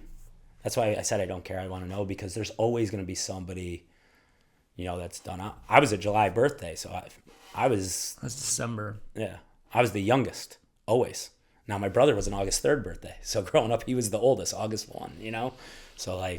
Oh, August 1? He was perfect. I was July 11th, 31st, so I'm screwed, But, so there's always somebody. It's really, as a coach or you're developing / identifying talents, you've got to know where they are in that birth year so you can, you have that kind of understanding. Like, all right, this kid's a July birth year. Like... He doesn't look great in this trial, but he's probably a good player. You got to look at him more because he's just younger. I mean, most teams that are competitive are heavily at least 50% quarter 1. Can you talk about like player analysis and like game analysis and like stuff that like you're looking for, like if you're looking at a player at a trial or just looking at or what you want your players to do? Because I know you send the players homework. You need to watch this game and analyze. We haven't this year, which is a fault of ours because I'm not sure guys are watching enough. Okay. But in identifying players in a trial, like do they meet the level? Are they above the level? It's there's not like a silver line like he can do this, but like you can tell. Mm-hmm. I think it's the old Iceland versus US. Like I think if we're in New York City market and we've got 60 guys, it's like you've got 40 guys good enough for the best 20. That's hard, right? Western New York market, it's not as dense. Like, you go to a high school game, it's pretty easy. These are the best 2 players. Like, they're just different, right? Yeah. Within a game and analyzing a game, it's like, what was the mistake in trying to identify? Like, is it a technical error? Okay. this is a really good player that made a technical error. Like, it's not an error, it's just a mistake. Like what is trying to identify what the intent is, and most of the time you can decide like he had no idea what to do when he got it, or it's just a technical error, or he chose a decision. Here's a better decision. Let's show and talk about why. And then the analysis of the opponent, we really look at kind of our three principles, or principles of counter principles. How do they press? How do they build? How many guys do they finish an attack with? If they're finishing with a server and 6 guys in the box, like, we know we need to defend with a lot, but also we know we can transition. Yeah. We can transition because they're counter them, yeah. Especially if it's a team that has the ball a lot, like, do they attack in a midfield possession with 3 or 4 or 2? Like, if it's like a lot of the MLS clubs and they're really good, it's just the 2 center backs. And it's arrogance, in my opinion, because if you look at the modern game, almost no one just has 2. It's always 2 and a holder or a back 3, whether it's 2 center backs and a back, or it's these guys. And so you can transition those teams too. And as much as we want to have the ball, the object's to score goals. If they're going to leave space, we're trying to exploit it. So it's kind of looking at those snapshots. I don't have the time I used to watch games normal speed and like at least the middle 25 minutes of a couple halves, like who's the special players. Right. But I watch a lot of games in 2X. Yeah. That's how I listen to like a lot of podcasts and stuff like that. And anything on YouTube, it's like at least 1.5. Yeah. Do you guys still do packing at all? I wish. I liked it. Yeah, it's great. Okay, so explain that too. So like basically it's tracking your passes and how many players you put out of the game with your pass. Or your turn. Or what? Or your turn. Or your turn. So if I pass... so it's dribbling too. It can be dribbling or turning. So if I pass the ball through 2 players, to a teammate receives, I would get a +2. I've taken 2 players. Yeah. If he plays square backwards, it's 0 for him. It's not. It's for him for 0. But if he turns and plays forward, he gets these 2 out too. So turning was important too. Oh, okay. Because if I play and split you 2 and you play it, this guy plays it back to me, we're back at square one. That's a -2. So if this and that are defenders and I play you and you turn, we both get I get 2 points and you get 2 points. How many times are you removing players from the game? It's encouraging breaking lines, playing forward. Right. Yeah, we haven't done it 4 or 5 years. I mean, we had the players do it with some of their assignments, film assignments. It's really time. It takes a lot of time. Yeah. But it's really good, especially if you got really good groups of like everyone. If you're a good player, technical like ability, passing, receiving, anyone can play backwards and sideways. Right. So it's like now, how's your scanning, your game understanding, your effectiveness against the game? Like if I'm a holding player and I receive the ball and we cut an opponent with a split, that's all great, but it's not if I haven't scanned and turned and played the second touch forward. So it's encouraging that. We're trying to build guys looking to split opponents because that hurts them, and then guys to receive turn to play forward again because that really hurts opponents. Did that ever backfire, though, with packing in terms of guys turning when they shouldn't have turned? I don't think and they should have just played the way you face. And I don't think we did it enough to do that. Okay. But we talk a lot about like value, and it's twofold. Like value in terms of like, I've got a 9 out of 10 here and a 1 out of 10 here. Play the 9 out of 10. Exactly. Know your odds. But also, and that's what our kids associate it with. Value. Knowing your odds. Yeah. The other important one is where, like, if we rank the guys 1 through 20, where are you? What's your value to the team? So using that 0-2-0-1 group, like Giorgio was the value. Like if Giorgio wanted to turn under pressure and play forward and he lost it, I was okay with it because he's shown me in training and what he's done on his own, he can do it consistently. You know, if you're not him, and let's say in training, you turn it blind and get it taken. Okay, maybe I don't say anything. You do a second time and lose it. It's like, all right, well, you need to scan. You do it a third time. You're not ready. You need to go work more on your own and then try it again in a couple of weeks. Your value to the team is to just keep the ball, just bounce it backwards there. Your value is just to keep the ball. Yeah. Giorgio, he can turn. He's proven it. And he kind of has like a license to kill. Yeah, it's like center backs, like hit a big diagonal. Go for it. Well, if you fail 3 times, it's actually the best one is the creativity one we get, with the dribbling. Like, I don't care. I got guys that dribble, and I've never told them stop. And I've got guys I've told you can't dribble. Well, this guy, why is he allowed to dribble? Well, he beats the first player every time. And 3 out of 4 every time you lose the ball. So I'm not saying you can't dribble. You're not ready yet. Your value to the team is as a dribbler because you're not there yet. If you want to be a dribbler, go work on dribbling. Get better at dribbling. And then apply it in practice and show you can do it in practice, and now you got a license in the game. But like this whole like I want to be creative and dribble, like I mean I had a kid Mobashir Samim was back from Columbus last year, and he dribbled too much, but we didn't, you know, we had 10, 11 guys through injuries and gap year guys finishing the spring. Like Mo dribbled too much. He beat the first 2 guys every time. But I mean he's earning set pieces. Like I didn't tell him to stop dribbling very much. He's earning things. Like, you know, your value within the team is what you can do, and you can improve that. It's the growth mindset, which I know is a buzzword, but it's real. Like, you know, we got guys who couldn't turn, and by 19 they can turn, and they're really valuable players. You know, we've got guys. I mean, Max was he went through some growth stuff from like 12 to 14, even 16, where he wasn't moving great. You know, and it struggled with I think longer balls, but by 19. Kid could hit the ball 70 yards. I mean, I've still got a clip on my phone of him scoring when we were playing at Aframs in Albany. He tried to shoot a kickoff, keeper caught it, and 25 minutes later in the first half, he picks it off and right at the midfield, like Beckham gets the keeper. Like he wasn't doing that at 16, but he worked on his game. So now you've got the license to do that. And if you miss that, I know you can do it. I've seen it in training over and over. So that value one's really important. Right. So that's where like even having them do a packing assignment, like that's where, you know, there's the science to coaching, video and stats and all those things, periodization, and there's the art of like having experience and what do my eyes tell me, you know, and it's for me it's always got to be a balance. Yeah. What time is it? 1:24. We can wrap this up, but man, we'll have to do another one, dude. I don't even know. I had some notes. Yeah, what were you gonna? What did you want to cover? Anything? I can't believe this is the first time I've met you. I know. Was just it our you? culture, our game, you know, that really the biggest thing. Like, I think you're getting an audience here is that we're trying to do things different. Yeah. You know, like I've listened to a lot of podcasts. Like Tony's done a good job. Like culture, yep. Yeah.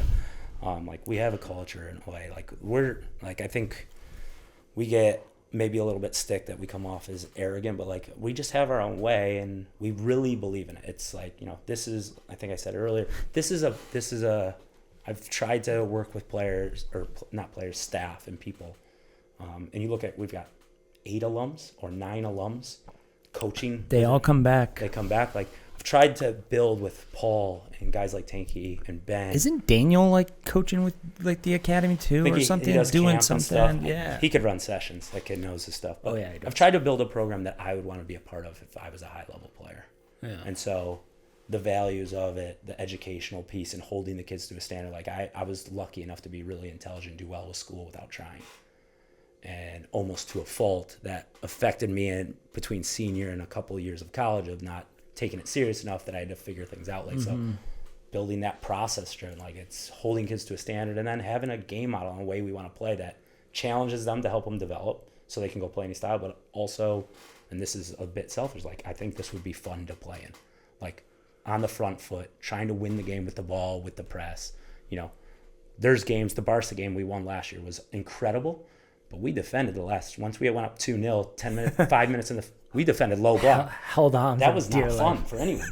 But it's exhausting. But the final whistle was fun. So like, I don't want to do that every game. Right. We'll do it in the games where we need to, where it matters. But so part of this program is things like a game model, methodology, and things that we do, I think is really unique, especially in this market, I would say. I'm sure there's people doing it, but it's really unique for a club centric. And, we want the best players because iron sharpens iron. Like having the best guys, you can run a session, I can run a session, but whoever has the best players, those players are going to grow the most. And so for us, that's what it's about. Like, the platform is great because it's a selling tool. It's not MLL. It's about getting the best guys together and providing the best process for their development. It's why we do, with the older guys, it's 100 minutes on Tuesday, Thursday.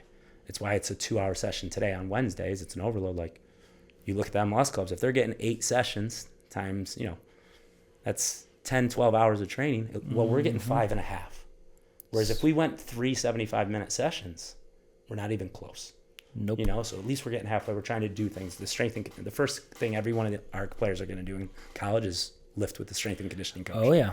They have a basis, and that's why we provide, these types of things. So, for us, I think that's important. And I think we're the best kept secret. I think a lot of people assume what we're doing is what their current coach club is doing. I don't think they know how high of a standard we hold the guys to. Yes, the league's difficult. We do lose games. Yeah. But we're playing against the best. Like, again, you're playing against future pros. Future guys, not just the national pros, team. You're playing against guys. Like, if you pick a kid, the best kid at a Clarence, what do you want to do next year, senior? I want to play college. Well, our guys are competing with and against the guys who are going to be competing for that same spot. It's not to say that kid can't go there, but our guys know what it looks like on the other side. And if you're below it, you might need to reevaluate. You're going to have a wake up call when you. Yeah. So, I mean, it's good to share that stuff. Just talk. Yeah, and hopefully this gets even more word out there.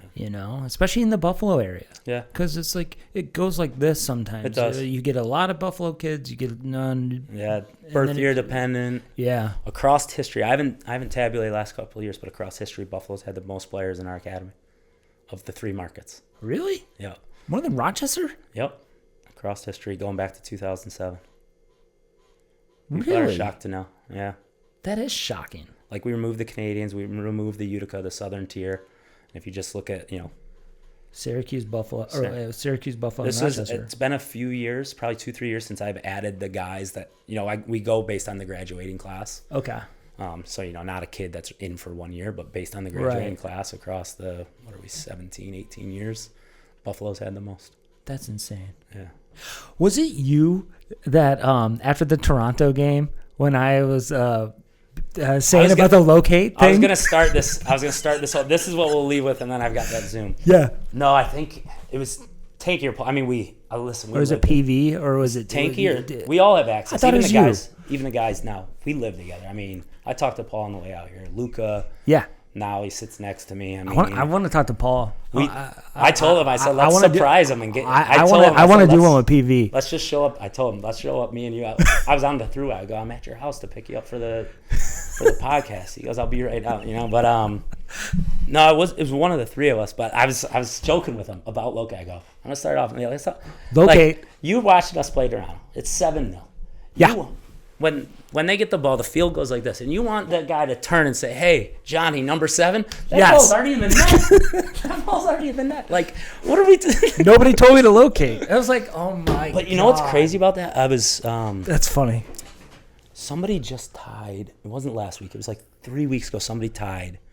Maybe longer now. I'm terrible at time. I'll tell my wife I'll be home in 20 minutes. She'll see me tomorrow. But somebody played City and took Holland out of the game, and they man-marked him anytime he went in the box. Yeah. And the pros have so much more time, so they do a lot of zonal, even in the flow of play, set pieces.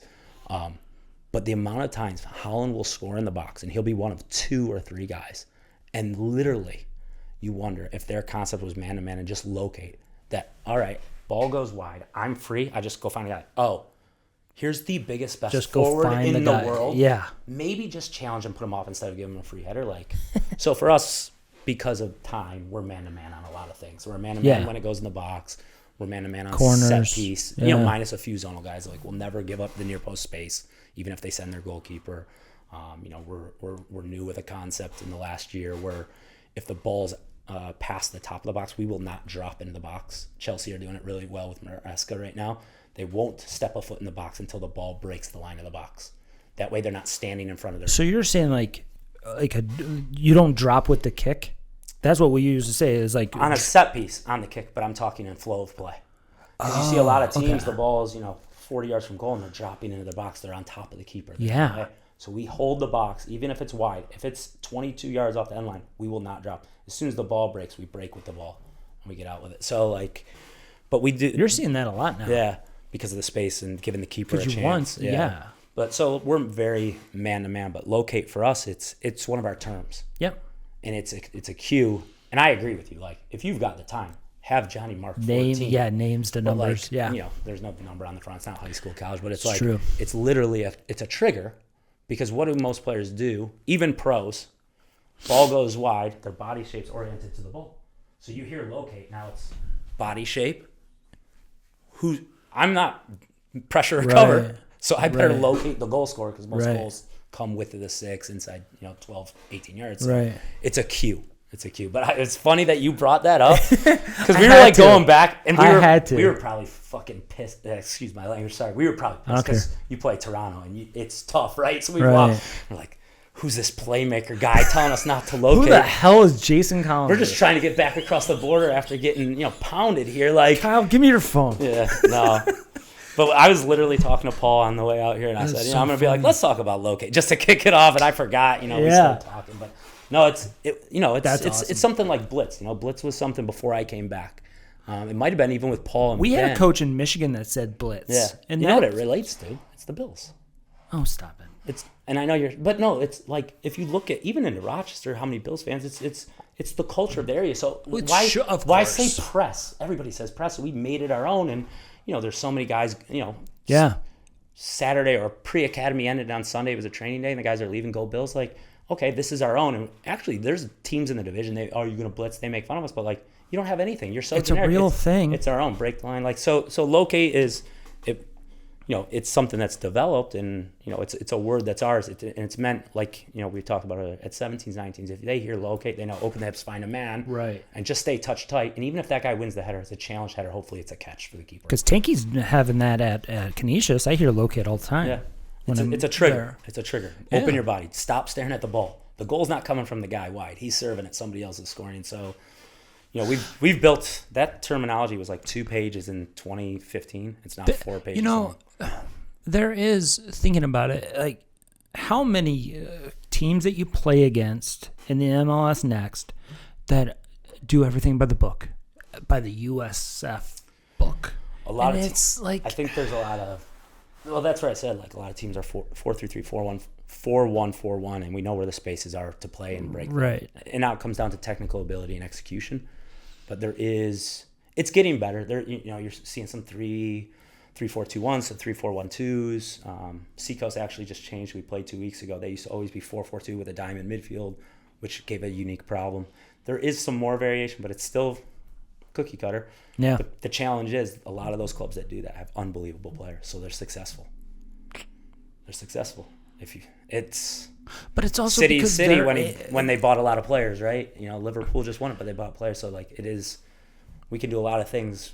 And for us, when we do have, our game model, our process and everything, it's best when we've got a good birth year of players. Like players, they solve the game, right? So it's tough. You wish there would be more variation in their ownness to clubs, right? Yeah, and around here specifically. Around here specifically, I wish there was more feeder clubs that were feeding into you guys on the boys' side and feeding into the Flash on the girls' side at the older ages. Yeah. You get them. We're a weird. You're from Michigan, and I don't have much time, but we're on an island. For real. Trapped by Canada to the west, the lake to the north. There's nothing in the south till Pittsburgh, Harrisburg. It's nothing. And then to the east, it's a big void until you get to really Hudson Valley. So like. We're in a unique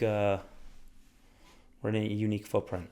It's interesting. I'm glad I got to Columbus. I went away to college in Harrisburg, but I saw it not just to see it, but like they got their problems too, man. We've got we're not a dense market. Everyone thinks we're a soccer town. You say we're not, but like every town has its quirks and uniquenesses where they think it's their own problem and. Everybody's got challenges. And then really it's all actually happening all over the country. All over the country. And that's what people are finding out through this. Yeah. But, dude, nice to meet you. No, you as well. Thanks for doing this, man. We'll do this again in maybe the wintertime. Absolutely. So heck yeah, man. Dude, almost at 3 hours. 3 hours, yeah. Awesome, dude. Yeah, thanks for having me. Bye, everybody. I hate soccer.